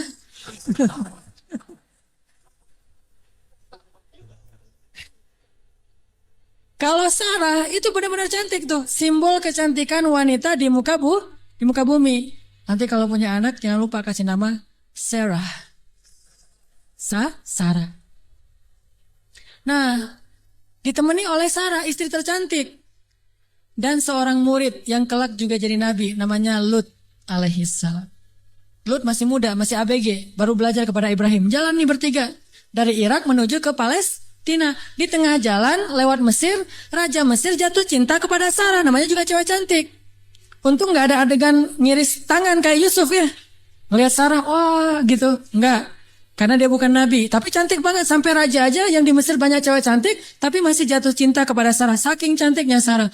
Begitu tahu Sarah adalah istrinya Ibrahim, akhirnya raja jadi segan, gak berani. Soalnya Ibrahim terkenal dengan kebijaksanaannya, kearifannya, ilmu yang luas. Sehingga lama-lama malah rajanya merasa takjub kepada Ibrahim.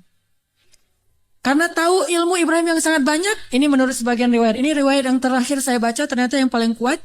Akhirnya raja ini menitipkan salah satu putrinya kepada Ibrahim yang kita kenal dengan nama Hajar. Ternyata Hajar itu menurut sebagian ulama, ini penelitian terakhir, bukan budak Mesir. Hajar itu putri raja. Raja ini punya puluhan anak dari banyak istri karena mereka tidak ada syariat, tidak ada 1, 2, 3, masna wa thulatha wa ruba'. Adanya asyarah, isyrun, salasun, 10, 20, 30. Istrinya banyak gitu. Sehingga anaknya ratusan. Salah satu di antara anaknya yang perempuan, putrinya namanya Hajar. Dan Hajar ini putri kesayangan Raja Mesir. Dititipin kepada Ibrahim untuk jadi apa? Nyantri di rumah Ibrahim, belajar kebijaksanaan dari Ibrahim. Dititipin nih. Hajar juga cantik. Tapi tetap Sarah paling cantik. Berangkat ke Palestina, berempat. Ibrahim, Hajar, Sarah, Hajar, dan Lut. Sampai di Palestina sekian tahun, Ibrahim gak dikaruniai anak dari Sarah. Akhirnya Sarah karena merasa tidak tega kepada suaminya, dan suaminya sangat menginginkan anak laki-laki untuk meneruskan dakwahnya, Sarah nawarin kepada Ibrahim, Kang Ibra, Kang Ibrahimovic kalau orang ini ya, kalau bola teh, Kang Ibra, apa neng?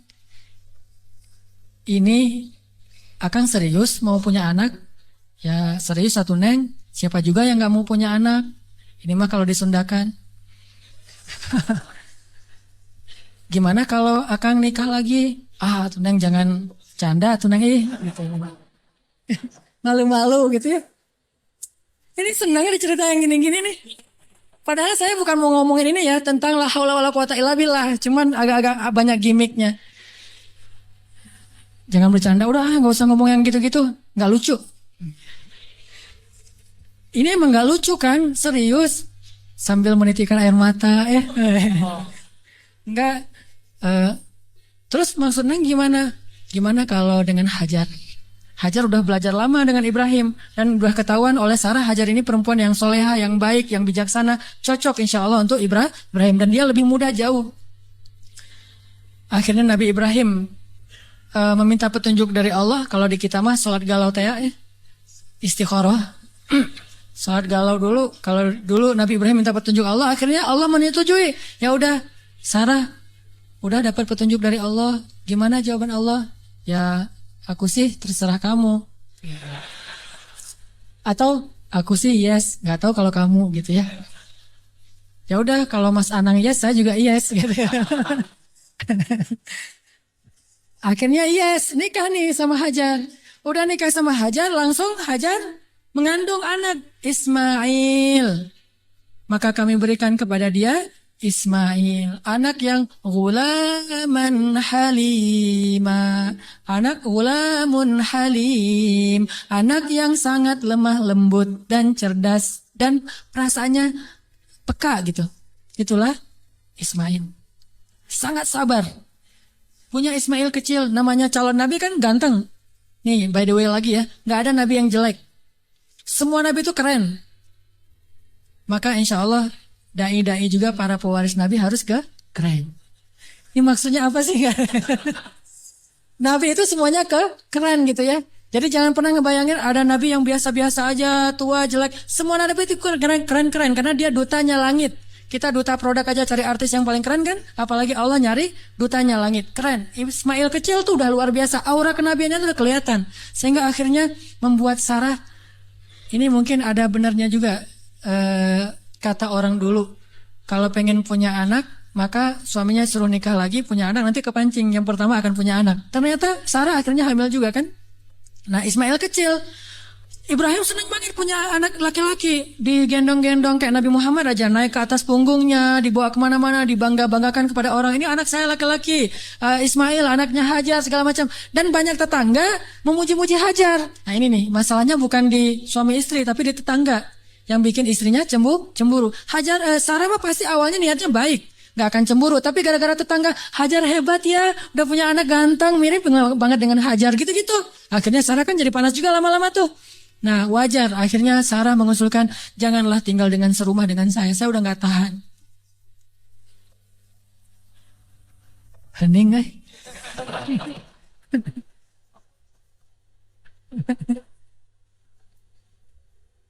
deg-degan dengan kayak gini, kayak film horor.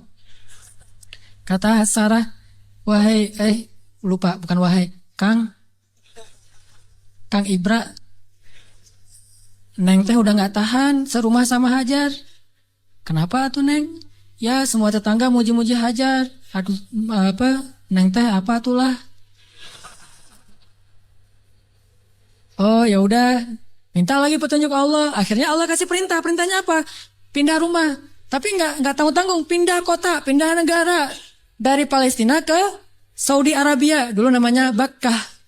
Wahai Ibrahim, bawa Hajar dan anakmu ke sebuah lembah Bakkah. By the way, perjalanan dari Palestina ke Mekah butuh waktu 2 jam naik pesawat. 2 jam naik pesawat itu kurang lebih dari Jakarta ke Medan. Atau Jakarta, Surabaya. Tapi Ibrahim tidak naik pesawat, tidak naik buruk, tidak naik onta, nggak naik kuda, jalan kaki. Apakah Hajar protes? Kemana Kang Ibra? Pokoknya ikut aja lah, gitu. Oh iya, udah ikut aja. Nggak pernah nanya kemana, nih saya aja tadi nanya. Nggak pernah nanya kemana ya Ibrahim. Nggak, kata Ibrahim, ya Hajar dapat perintah dari Allah, kita ke lembah Bakkah. Ikut, ya sami'na wa ata'na. Nggak pernah nanya kemana, nggak pernah naik apa, terus bekalnya gimana, terus udah ada rest area di mana aja, di kilometer berapa. Nggak, udah aja jalan gitu. Coba bayangin suami bawa istri, kadang-kadang kesasar muter-muter, istrinya langsung, wah papa nggak tahu jalan, pakai ini atuh GPS. Nggak sabar ya. Atau suami ngajak jalan kemana gitu, udah mama turun di mall ini aja, nanti dijemput lagi gitu kan, minta dijemput di mall. Kalau Hajar nggak, mau naik apa, kemana, sami'na wa ata'na kepada suami. Ini supaya Allah percaya sama Ibrahim dan Hajar. Jalan, kira-kira dari Jakarta ke Surabaya jalan kaki berapa lama? Atau naik skateboard aja deh. Jalan kaki berapa lama? Tebak aja deh, 1 bulan ya. Perjalanan 1 bulan. Gak ada rest area sama sekali. Makanannya apa yang dibawa sebagai bekal? Roti keras yang kalau dimakan itu harus direndam dulu dengan air. saking kerasnya roti supaya awet gitu. Jadi kalau udah sampai di oasis kecil, Nabi Ibrahim turun duduk bersama istrinya, bersama bayinya, rendam roti dulu sambil ngobrol-ngobrol. Wah, padang pasir. Ya iyalah, apalagi betul. Direndam nih roti sampai akhirnya rotinya udah agak lembut, makan. Hajar ngasih ke anaknya. Udah gitu jalan lagi sebulan, bayangin, nggak pernah nanya kemana sih Ibrahim, ini nyasar kemana sih kita, nggak bawa peta gitu, nggak sama sekali, jalan aja. Sami'na wa ata'na. Begitu sampai di sebuah lembah yang kata Allah, biwadin ghairi dhi zar'in 'inda baitikal muharram, di sebuah lembah yang tidak ada pohon apapun. Pohon yang di tempat lain di padang pasir aja tumbuh, ini nggak tumbuh sama sekali saking tandusnya. Udah sampai di lembah itu, kemudian Ibrahim mengatakan, disinilah tempat kita, ini rumah kedua kita. Hajar nggak pernah banding-bandingin, rumah Sarah enak tuh di Palestina, kok saya ditaruh di sini? Enggak, udah, oh iya, tinggal di sini teman Ismail. Dan nggak ngomong-ngomong juga, ini gara-gara Hajar, gara-gara Sarah nih. Nggak nyalahin Sarah, nggak nyalahin Ibrahim. Sami'na wa ata'na, buktikan itu biar Allah percaya sama kita. Kalau Allah percaya, Allah nggak akan ngecewain kita. Sami'na wa ata'na, ya Ibrahim, ya, tinggal di situ aja. Baru 3 hari tinggal di situ, akhirnya Ibrahim mengatakan di satu pagi, ya Hajar, aku harus kembali ke Palestina. Baru di situ Hajar tanya, setelah sebulan gak nanya apapun, taat aja. Baru ketika mau ditinggal di lembah yang gak ada air sama sekali, cuma ada air di dalam tempat dari kulit yang mereka punya, dan itu hanya bertahan 1 hari lagi. Tiba-tiba Ibrahim bilang mau pergi ke Palestina lagi. Baru di situ Hajar bertanya dengan lembut sekali, ya Ibrahim, kenapa kamu meninggalkan kami di sini? Nanyanya gitu. Mendengar pertanyaan ini Ibrahim gak tega dan langsung pergi. Gak menjawab, gak ngelihat, pergi aja. Melihat suaminya pergi, anaknya lagi digendong. Ibrahim Hajar gak pernah mengatakan, kamu tega sama saya? Kalau kamu tega sama saya, minimal jangan tega dong sama bayi saya. Sinetron banget ya. Ini sama bayi saya nih, bayi kita Ibrahim. Ini hasil cinta kita berdua gitu kan. Enggak sama sekali, gak baper lah. Iman tuh mengalahkan baper. Ya Ibrahim, kenapa engkau tinggalkan kami di sini? Cuma sesingkat itu pertanyaannya, lembut lah gitu, dan gak marah-marah. Pokoknya kalau kamu pergi, jangan balik lagi. Gak gitu. Ibrahim gak tega, akhirnya Ibrahim jalan aja. Begitu agak jauh Ibrahim jalan, baru Sarah nanya dengan pertanyaan yang benar. Allahu amaraka bihadza? Apakah Allah yang menyuruhmu begini? Allah, jadi kalau A-nya panjang itu artinya apakah Allah? Kalau Allahnya pendek berarti Allah aja. Jadi kalau kita azan jangan Allahu Akbar, Allahu Akbar. Apakah Allah Maha Besar? Itu salah ya. Makanya A-nya jangan kepanjangan, kecuali bertanya. Allah, A itu apakah? Makanya Hajar bilang, Allahu amaraka bihadza? Apakah Allah yang menyuruhmu begini ya Ibrahim? Baru Ibrahim berhenti dan mengatakan, ya. Ini setelahnya kalimatnya powerful banget. Apa kata Hajar? Idzan la yudayyi'anallah. Kalau gitu pergilah wahai suamiku, Allah gak akan mengecewakan kami. Coba. Baru Allah percaya sama Hajar. Kalau gitu pergilah suamiku, Allah gak akan mengecewakan kami. Jadi kita, Papa pergi dulu ya. Papa baru datang pergi lagi. Gak usah dijawab. Langsung aja nyalain kendaraan. Nanti istri akan nanya, Pak, Allah yang nyuruh Papa pergi. Baru dijawab. Kalau dia nggak nanya gitu, berarti pertanyaannya salah. Jadi jangan dijawab. Udah jangan nyalain kendaraan deh. Pakai helm. Gereng. Ujung-ujungnya baru nanti di SMS. Pak, kemana Pak? Allah yang nyuruh Papa pergi ya. Baru kita bilang, benar mah Allah yang nyuruh. Yaitu untuk talim. Kan Allah yang nyuruh kan? Talim. Oh kalau gitu pergilah Pak. Selama-lamanya.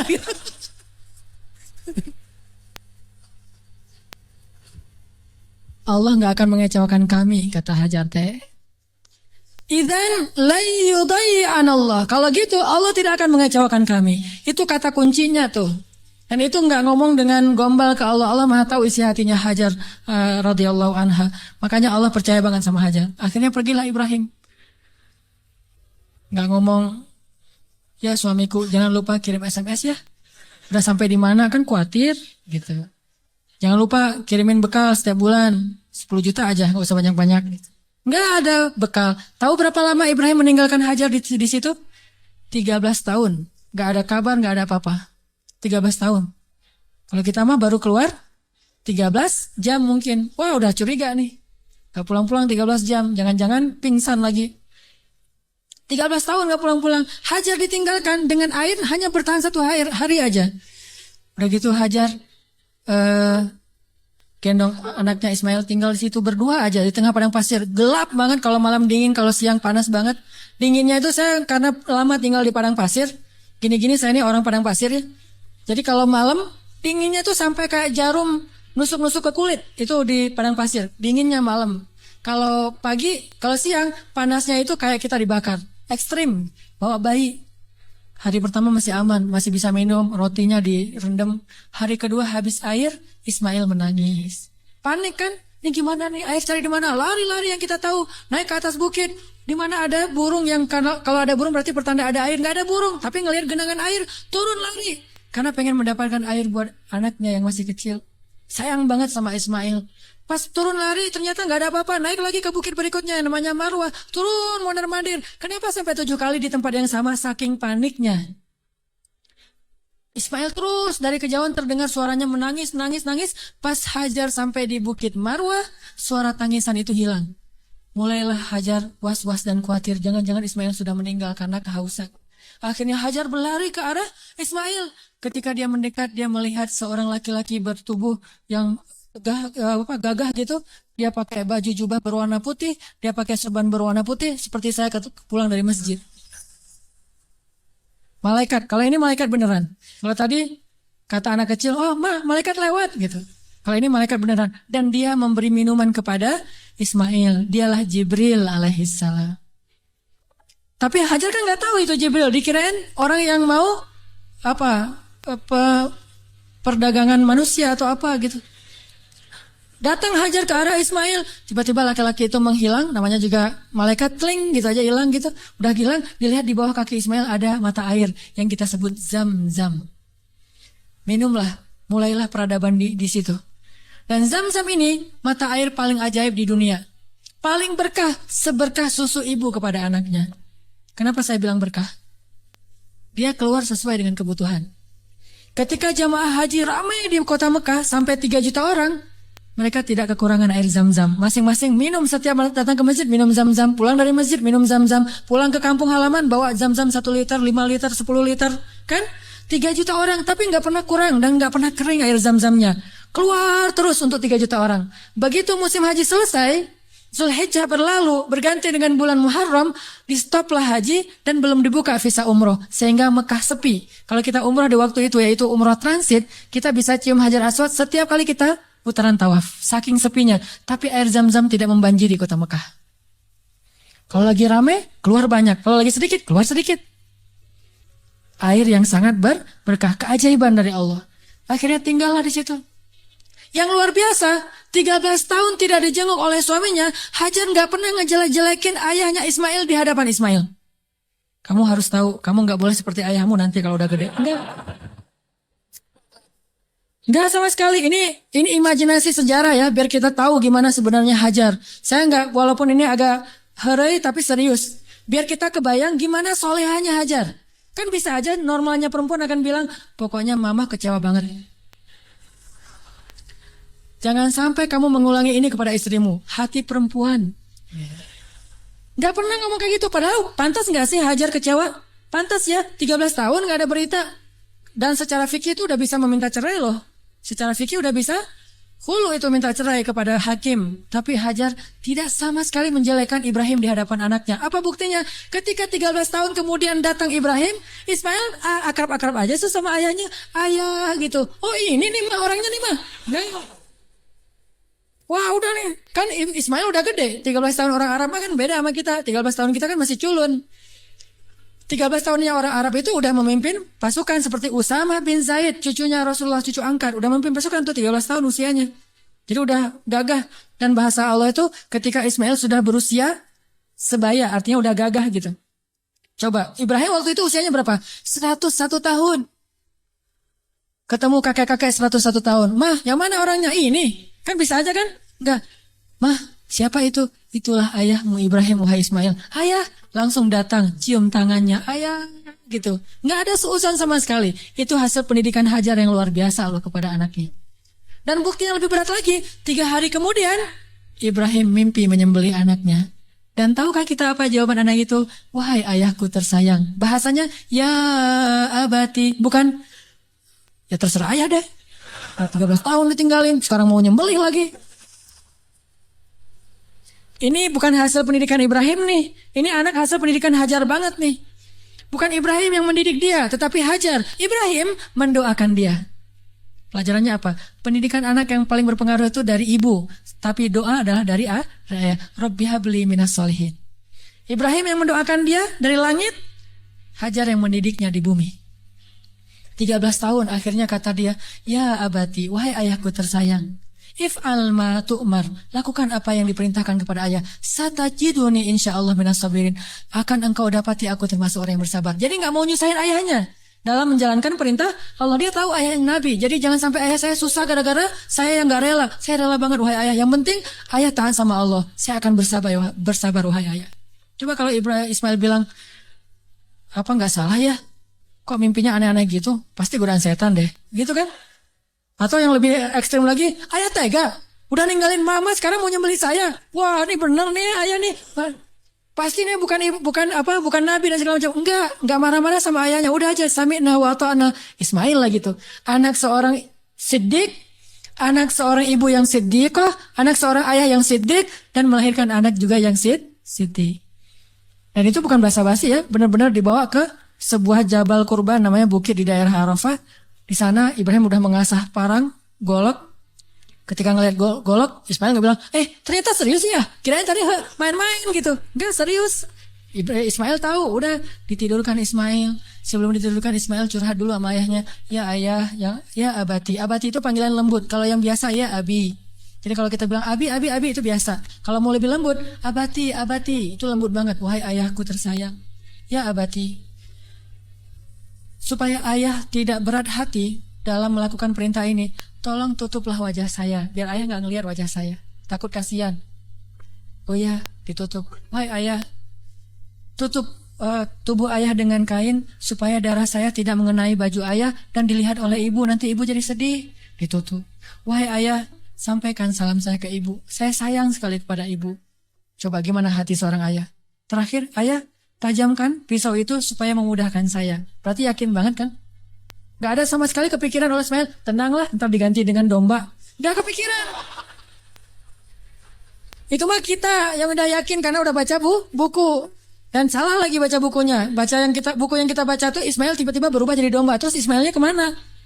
Kan gitu kan bukunya? Padahal gak gitu. Ismailnya dibangunkan, dombanya keluar dari bukit terus disembelih. Bukan Ismail berubah jadi domba, tetap aja anaknya. Cuma dari kutuk jadi domba kan? Saya kayak malin kundang. Enggak, itu mah salah dalam catatan buku sejarah. Ya ayah, sampaikan salam saya ke ibu ya. Dan tolong jangan ceritakan ini dulu kepada ibu. Padahal dia tahu ibunya soleha banget dan kuat banget. Akhirnya ditaruhlah golok itu di leher Ismail. Dan Ibrahim mengatakan Bismillah ya Allahu Akbar. Mau ditarik tuh. Yakin dan Allah tahu isi hati Ibrahim. Mau ditarik, Ismail udah pasrah aja. Udah ini terakhir kali saya hidup di dunia. Baru ketemu 3 hari dengan ayah saya. Pas mau ditarik, Allah tahan tangannya Ibrahim seperti orang stroke, gak bisa gerak gitu. Baru Allah berfirman, Ya Ibrahim, qad saddaqta ru'ya. Engkau sudah membenarkan perintah. Allah udah percaya sama Ibrahim sekarang. Ditahan. Akhirnya kata Allah, angkat Ismail. Ini adalah balaun mubin. Inilah ujian yang berat untuk melihat siapa yang benar-benar beriman. Gitu cara Allah percaya sama kita. Lewat ujian hidup kita, lewat masalah-masalah kita. Apakah kita masih yakin sama Allah? Sampai ke titik darah penghabisan masih yakin sama Allah? Justru di titik itulah nanti Allah percaya sama kita. Allah ganti semua musibah itu sebagai rahmat. Allah kasih dia seekor domba yang sangat besar. Dan kelak itu menjadi syariat yang sangat indah bagi kaum muslimin. Diabadikan sepanjang masa, ribuan tahun dikenang. Ini bukti. Maka buat Allah percaya sama kita, maka Allah gak akan mengecewakan kita. Ingat kata-kata Hajar, la yudayyi'anallahu idzan. Kalau Allah yang memerintahkan gini, berarti Allah tidak akan mengecewakan saya. Cukuplah Allah yang menyuruh kita, yakin Allah nggak akan ngecewain kita. Udah setelah itu, hasbunallah, la haula wala quwata illa billah, tawakkaltu 'alallah, aslamtu ilallah, dan seterusnya. Insya Allah kita akan melihat keajaiban. Itu aja teman-teman yang dirahmati Allah. Mudah-mudahan kita menjadi orang yang bisa selalu mengandalkan Allah dalam hidup kita. Sampai Allah percaya sama kita, lalu Allah menunjukkan keajaiban dalam setiap urusan kita.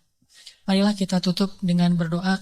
Semoga ilmu yang sederhana yang baru kita dapatkan benar-benar menambah semangat kita untuk lebih yakin kepada Allah Subhanahu wa taala. A'udzu billahi minasy syaithanir rajim. Bismillahirrahmanirrahim.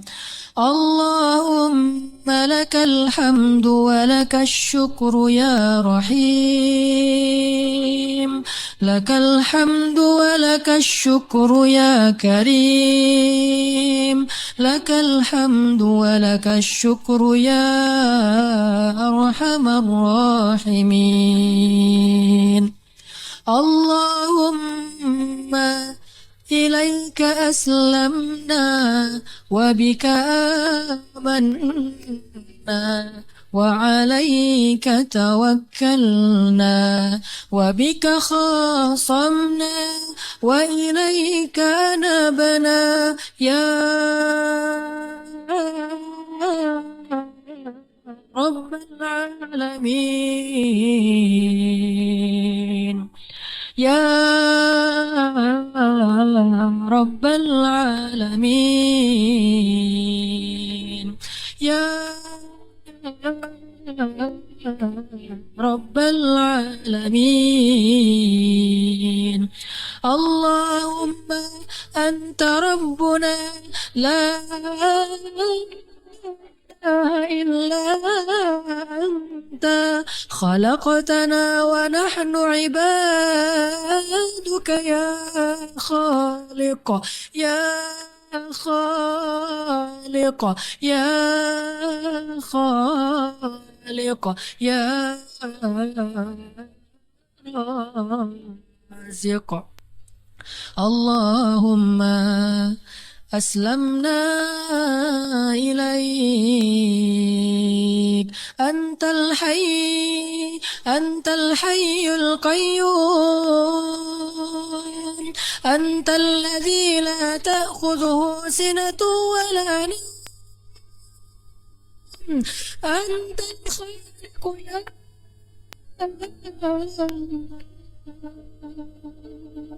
بيدك الخير يا أنت الذي على كل شيء قدير Ya Allah, segala kebaikan ada di tangan-Mu ya Allah. Ya Allah, Engkaulah yang maha pemurah ya Allah. Ya Allah, Engkaulah yang maha pengasih ya Allah. Ya Allah, tidak ada yang susah dan sulit bagimu ya Allah. Engkau maha kuasa atas segala sesuatu ya Allah. Engkau hanya mengatakan kun, maka segalanya menjadi seperti kehendak-Mu ya Allah. Ma syi'ta kan wa ma lam tasha lam yakun ya Allah. Apa yang Engkau kehendaki pasti terjadi, dan apa yang tidak Engkau kehendaki tidak akan terjadi ya Allah. Kami yakin kepada kebesaran-Mu ya Allah. Kami yakin tidak ada hal yang mustahil bagimu ya Allah. Tidak ada hal yang mustahil satupun di muka bumi ini, di langit dan di bumi bagimu ya Allah. Engkaulah yang telah menciptakan langit yang maha luas, yang bahkan kami belum tahu di mana tepi dari langit itu ya Allah. Engkaulah yang telah menciptakan bintang-bintang yang sangat banyak, bahkan kami tidak sanggup menghitung jumlahnya ya Allah. Engkaulah yang telah menciptakan Setiap butir-butir yang ada di dalam tanah, yang kemudian tumbuh menjadi tanaman, menjadi pohon yang besar, lalu memberikan buah-buah yang ranum kepada kami. Engkaulah yang telah memberikan janin di dalam rahim para perempuan-perempuan yang Engkau kehendaki, yang dengan itu Engkau menciptakan manusia dengan bentuk yang sempurna. Engkaulah yang maha kuasa atas segala sesuatu, ya Allah.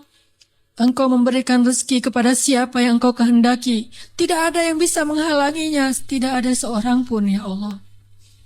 Engkau punya segala cara. Bahkan kadang Engkau tidak perlu cara untuk memberikan kebaikan kepada hamba-Mu. La haula wa la quwata illa billah. Tidak ada daya dan upaya kecuali Engkau, ya Allah. Tidak ada daya dan upaya bagi kami kecuali dengan pertolongan dari-Mu, ya Allah. Iyyaka na'budu wa iyyaka nasta'in. Wa iyyaka nasta'in. Wa iyyaka nasta'in.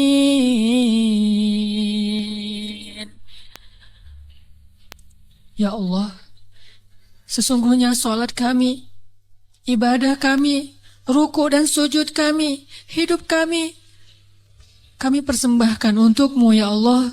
Ajarkan kami untuk tulus dalam mengatakan kalimat yang mulia itu, ya Allah, sehingga benar-benar kami menyerahkan hidup dan mati kami kepada-Mu, ya Allah.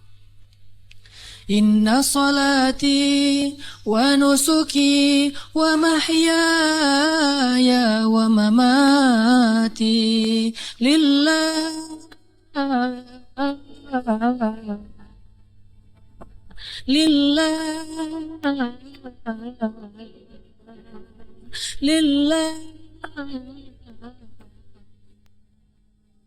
wa mahyaya wa mamati lillahi rabbil alamin.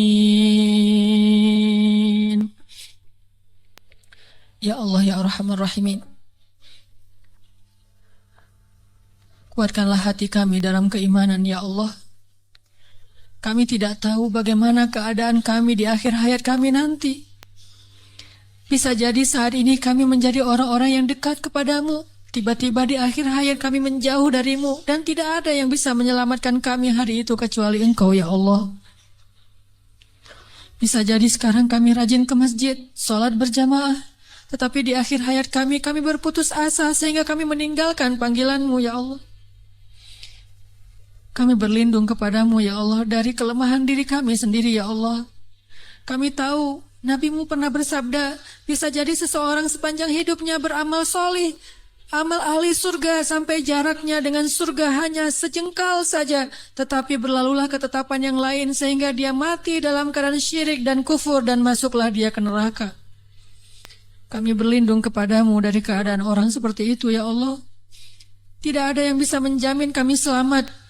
Bukan ibadah kami, bukan sholat, bukan sujud, bukan rukuh kami, bukan kesolehan kami. Bahkan orang yang paling soleh seperti seorang laki-laki Bani Israel bisa kufur dan akhirnya su'ul khatimah di akhir hayatnya, ya Allah. Hanya Engkau yang bisa menjamin akhir hayat kami, ya Allah. Kami belum merasa aman meskipun sekarang kami bersyukur mendapatkan hidayah untuk berhijrah. Tetapi tidak ada yang menjamin kami bisa istiqomah seperti ini sampai akhir hayat, ya Allah. Ya muqallibal qulub, ya muqallibal qulub, tsabbit qulubana. Wahai yang membolak-balikan hati, tetapkanlah hati kami dalam keimanan, ya Allah. Tetapkanlah hati kami dalam keimanan, ya Allah, sampai akhir hayat kami, agar kami bisa menutup usia kami dengan kalimat la ilaha illallah. Dan hanya itulah jaminan bagi kami untuk selamat di akhirat, ya Allah. Ya Arhamar Rahimin, kami kadang pernah melihat saudara-saudara kami yang Engkau uji dengan sakit yang amat berat, dan mereka bersabar menghadapi ujian itu. Mereka miskin, lalu Engkau uji dengan sakit yang bahkan banyak para dokter mengatakan mungkin tidak akan sembuh lagi, dan mereka hampir tidak punya harapan untuk sembuh, tetapi mereka bersabar dan ridho dengan ketetapan-Mu. Lalu kami menyadari, bagaimana jika kami yang Engkau berikan ujian seperti itu? Apakah kami akan sabar atau kami akan berputus asa, ya Allah? Ketika kami harus merasakan sakit 24 jam dalam sehari yang luar biasa rasanya, apakah kami akan bersabar atau kami berputus asa sehingga kami datang kepada para dukun atau akan bunuh diri dalam keadaan kufur, ya Allah? Tidak ada yang menjamin kami akan kuat pada hari itu kecuali Engkau, ya Allah. Wahai yang menggenggam hati hamba-hambanya, genggam eratlah hati kami dalam kasih sayang dan hidayah-Mu, ya Allah. Kami berserah diri kepadamu, ya Allah. Ya Arhamar Rahimin, jangan biarkan kami tergelincir ketika kami mendapatkan ujian-ujian yang sesungguhnya ujian itu agar Engkau percaya kepada keimanan kami. Sadarkanlah kami selalu, agar kami selalu percaya bahwa ujian adalah agar kami membuktikan keimanan kami kepadamu, sehingga kami bisa bertahan dalam ujian itu, ya Allah. Kuatkanlah kesabaran kami, ya Allah. Lapangkanlah dada kami, ya Allah. Bimbinglah fikiran kami agar selalu berhusnuzon kepadamu dan kepada hamba-Mu, ya Allah. Ya Arhamar Rahimin, bantulah kami dalam segala masalah kami, ya Allah. Engkaulah yang maha pemberi rezeki, limpahkanlah rezeki yang halal bagi kami, ya Allah. Tidaklah kami meninggalkan pekerjaan yang menurut syariat agamamu itu haram, kecuali karena kami takut kepadamu, ya Allah. Dan kami yakin Engkau menyediakan yang lebih baik setelah kami berhijrah dari pekerjaan yang haram itu, ya Allah. Kami percaya dan yakin. Maka tunjukkanlah keajaiban kepada kami. Beri kami rezeki yang lebih baik setelah kami meninggalkan yang syubhat. Ya Arhamar Rahimin, di antara kami ada yang berharap sekali Engkau anugerahkan keluarga yang menyejukkan mata. Anugerahkanlah keajaiban kepada kami. Berikan kepada kami pasangan-pasangan yang menyejukkan hati kami. Mungkin kami mencintai seseorang karenamu, tetapi dia tidak tahu tentang perasaan kami. Beritahu kepadanya, ya Allah, karena tidak tahu bagaimana cara kami mendekatinya, kecuali mendekat kepada Rabb-Nya, ya Allah. Engkaulah Rabb hati segala makhluk-Mu, ya Allah. Ya Allah, jadikanlah kami termasuk orang-orang yang Engkau bimbing perasaannya, agar selalu mencintai yang Engkau cintai, ya Allah. Ya Arhamar Rahimin, anugerahkanlah juga untuk kami, jika di antara kami ada yang sedang sakit, beri kami kesabaran dan kesembuhan, ya Allah. Jika di antara kami ada yang telah wafat, maka rahmatilah saudara kami yang telah kembali kepadamu, ya Allah. Ya Arhamar Rahimin, ampunkanlah dosa ayah dan ibu kami, ya Allah. Bagaimanapun juga, karena jerih payah, keringat, darah, air mata mereka, kami tumbuh menjadi orang yang seperti sekarang ini, ya Allah. Menjadi orang yang insya Allah dengan seizinmu menjadi orang yang bahagia, ya Allah. Karena perjuangan orang tua kami lah akhirnya kami bisa hidup layak, ya Allah. Walaupun kami sering mengkufur dan mengingkari kebaikan orang tua kami, ya Allah. Ya Arhamar Rahimin, kami tidak sanggup membalas kebaikan orang tua kami. Kami hanya mampu mendoakan kebaikan untuk mereka, ya Allah. Ampunkanlah dosa ibu kami, ya Allah. Ampunkanlah dosa ayah kami, ya Allah. Ampunkanlah dosa guru-guru kami, ya Allah. Ampunkanlah dosa pasangan kami, suami dan istri kami, ya Allah. Ampunkanlah dosa anak-anak kami, ya Allah. Ya Arhamar Rahimin, tunjukkanlah mujizat-Mu untuk kaum muslimin di Gaza. Tunjukkanlah mujizat-Mu untuk kaum muslimin di Palestina. Tunjukkanlah pertolongan-Mu seperti Engkau menolong Ahlu Badar dengan menurunkan ribuan malaikat kepada kaum muslimin di Suriah, ya Allah. Tidak sulit bagimu untuk menolong saudara-saudara kami yang ada di Suriah. Senjata-senjata orang kafir tidak ada apa-apanya dibandingkan kebesaran-Mu, ya Allah. Kami percaya kepada kemahaagungan dan kekuatan-Mu yang tidak ada bandingannya, ya Allah. Engkau dengan mudah menghancurkan pasukan Ahzab. Engkau dengan mudah membobol benteng-benteng Konstantinopel. Engkau dengan mudah menghancurkan orang-orang kafir di Padang Badar. Engkau dengan mudah menghancurkan benteng-benteng Yahudi di Khaybar. Mudah bagimu, ya Allah. Sangat mudah bagimu untuk menghancurkan orang-orang yang memusuhi kaum muslimin. Tapi kami sadar, jika Engkau memberikan ujian kepada kaum muslimin hari ini, sesungguhnya Engkau menginginkan agar kami menunjukkan persaudaraan di antara kami. Agar kaum muslimin yang ada di Indonesia berempati dan mereka mau membantu saudaranya di Palestina, Suriah, Irak, Yaman, dan seluruh dunia, ya Allah. Engkau ingin menghubungkan hati-hati kaum muslimin dengan ujian ini. Kami tahu, ya Allah. Tetapi kami tetap berharap bantuan dan kasih sayang-Mu ya Allah. Sadarkanlah kaum muslimin. Mungkin tidak banyak berita yang menyiarkan tentang keadaan saudara kami di Suriah. Tetapi hati kami tidak tertutup untuk mereka ya Allah. Ajarkanlah kaum muslimin untuk menyayangi saudaranya seperti satu jasad ya Allah. Berikanlah kemampuan kami untuk bisa membantu kaum muslimin di seluruh dunia. Dan bantulah kaum muslimin di seluruh dunia dengan kesabaran, dengan ketabahan, dengan kekuatan dari-Mu ya Allah. Kami yakin mungkin Engkau lebih mencintai orang-orang di Palestina daripada kami, sehingga Engkau mengambil nyawa mereka dalam keadaan syahid. Maka sayangilah kami seperti mereka, sehingga Engkau kelak memberikan kami pahala syahid karena kami menolong mereka ya Allah. Rabbana zalamna anfusana wa illam taghfir lana wa tarhamna lanakunanna minal khasirin.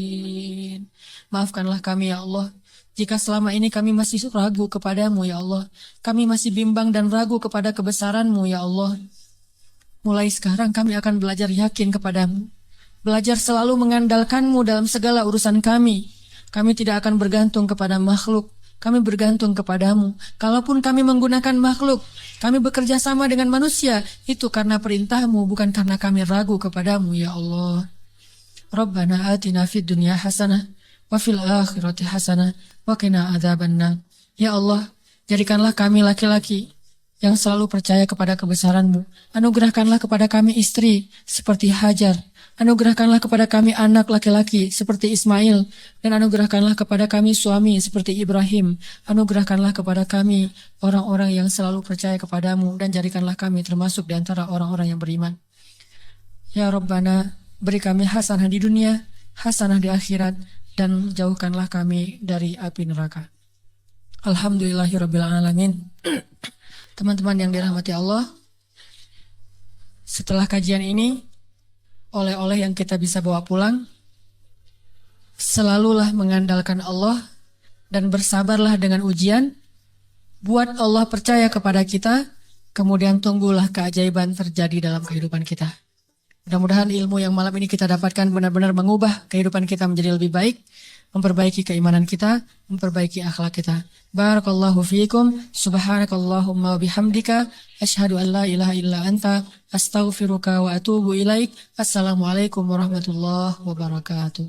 Sejak Rasulullah wafat, berkali-kali Bilal minta izin kepada Abu Bakar untuk ikut jihad dan gak pulang lagi ke Madinah, pengen tinggal di tempat yang lain. Udah gak kuat lagi berada di Masjid Nabawi. Karena orang yang dia cintai telah wafat. Tapi gak diizinkan oleh Abu Bakar sampai akhirnya setelah sekian lama membujuk Abu Bakar bisa diizinkan, pergilah Bilal dan akhirnya Bilal tinggal di Syam. Kalau sekarang Suriah.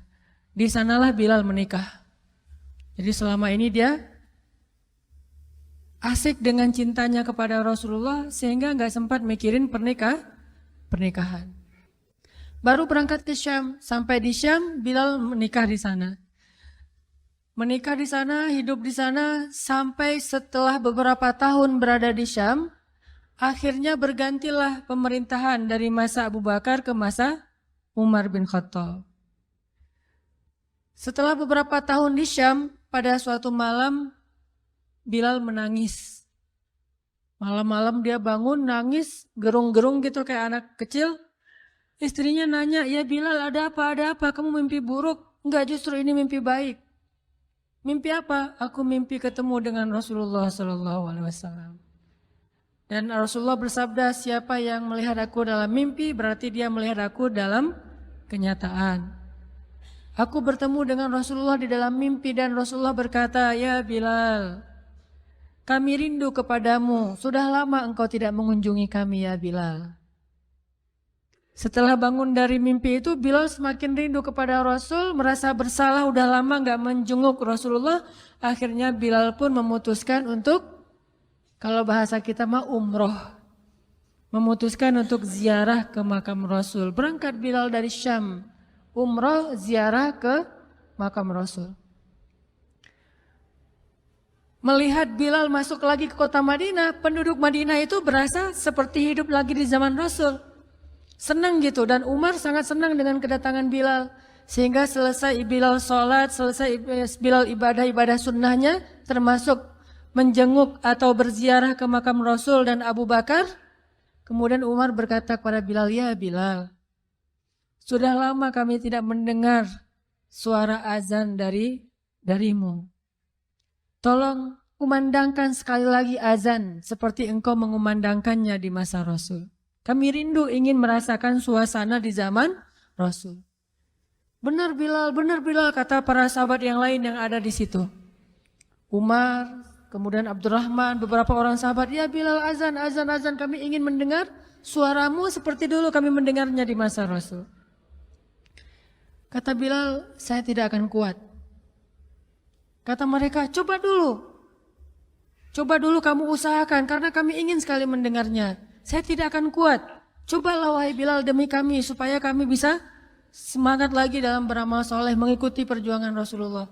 Akhirnya karena udah dipaksa terus, Bilal pun mengumandangkan azan. Allahu Akbar, Allahu Akbar. Kota Madinah kaget mendengar suara Bilal. Orang-orang yang ada di rumah semuanya mengatakan, apakah Rasulullah sudah bangkit kembali? Apakah Rasulullah sudah bangkit kembali? Mereka semuanya kaget dan bahagia. Seolah-olah Rasulullah sudah bangkit dari kematiannya. Seperti Isa seolah-olah diturunkan kembali setelah dia diangkat ke langit. Satu kota Madinah tuh kaget bahagia gitu. Kayak seorang ibu yang kehilangan anaknya tiba-tiba mendengar suara anaknya dari jarak dekat dan ingin dipeluk segera anaknya itu. Saking rindunya mereka kepada Rasulullah. Allahu Akbar, Allahu Akbar. Pasar yang tadinya ramai tiba-tiba sepi mendengar suara Bilal yang masih sayup-sayup. Asyhadu an la ilaha illallah. Semuanya berlari keluar dari tempat-tempat kerja mereka, dari pasarnya, dari rumahnya. Semuanya berlari ke masjid. Ingin memastikan apakah Rasulullah sudah dibangkitkan kembali. Bahagia semuanya. Apakah Rasulullah sudah dibangkitkan? Apakah Rasulullah sudah hidup lagi? Semuanya bertanya dengan pertanyaan yang sama. Asyhadu an la ilaha illallah. Semuanya semangat datang ke masjid. Ngumpul, ramai banget.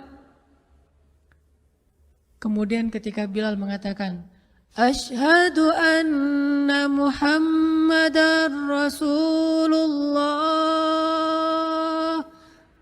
Asyhadu anna. Gak sanggup lagi Bilal, berhenti di situ. Kemudian Bilal menangis dengan suara nangis yang luar biasa kerasnya. Lalu satu masjid menangis, lalu satu kota Madinah menangis. Sehingga para ulama mengatakan, tidak pernah kota Madinah menangis sedahsyat mereka menangis hari itu kecuali ketika Rasulullah wafat. Cuma 2 kali menangisnya kota Madinah paling dahsyat. 1 hari ketika Rasulullah wafat. 2 hari ketika Bilal kembali mengumandangkan azan dan mengucapkan asyhadu anna Muhammadar Rasulullah. Semuanya menangis. Semuanya merasa kehilangan Rasulullah. Semuanya merasa bahwa mereka ingin kembali di zaman ketika Rasulullah masih hidup. Lalu mereka bertanya setelah semuanya selesai menangis, "Ya Bilal, kenapa kamu tadi menangis?" Kata Bilal, "Dulu biasanya kalau saya selesai mengumandangkan azan, saya akan datang ke hujrahnya Rasul." Hujrah Rasulullah itu kamarnya Rasul, rumah kecilnya Rasul. Selesai azan saya akan datang ke rumahnya Rasulullah dan memanggil, "Ya Rasulullah, as-salah, as-salah." Rasulullah nggak keluar sampai mendengar suara Bilal memanggil beliau secara khusus. Udah selesai azan, Bilal manggil Rasul, "Ya Rasulullah, as-salah, as-salah." Baru Rasulullah keluar dengan wajah berseri-seri. Sekarang bagaimana saya akan memanggil Rasulullah sedangkan Rasulullah sudah bersama kekasihnya yaitu Allah Subhanahu wa taala. Menangis lagi satu masjid, satu kota Madinah. Pokoknya hari itu adalah hari berkabung sekota Madinah. Hari menangisnya kota Madinah, saking rindunya mereka kepada Rasulullah. Bagaimana dengan kita ketika mendengar suara azan dan muazin mengucapkan nama Rasulullah SAW? Di situ kelihatan apakah kita mencintai Rasulullah lebih dari apapun juga setelah Allah Subhanahu wa taala. Kalau tidak, Fatarabbasu, hati-hati. Kalau tidak, fatarabbasu, tunggu aja. Na'udzubillah min dzalik, berarti masih ada kemunafikan dalam hati kita. Bagaimana kita, apakah hati kita merasa gemetar, bergetar ketika kita mendengar suara seseorang mengatakan Muhammad sallallahu alaihi wasallam, Rasulullah sallallahu alaihi wasallam. Apakah hati kita bergetar seperti bergetarnya hati seorang kekasih ketika mendengar suara kekasihnya, nama kekasihnya disebutkan?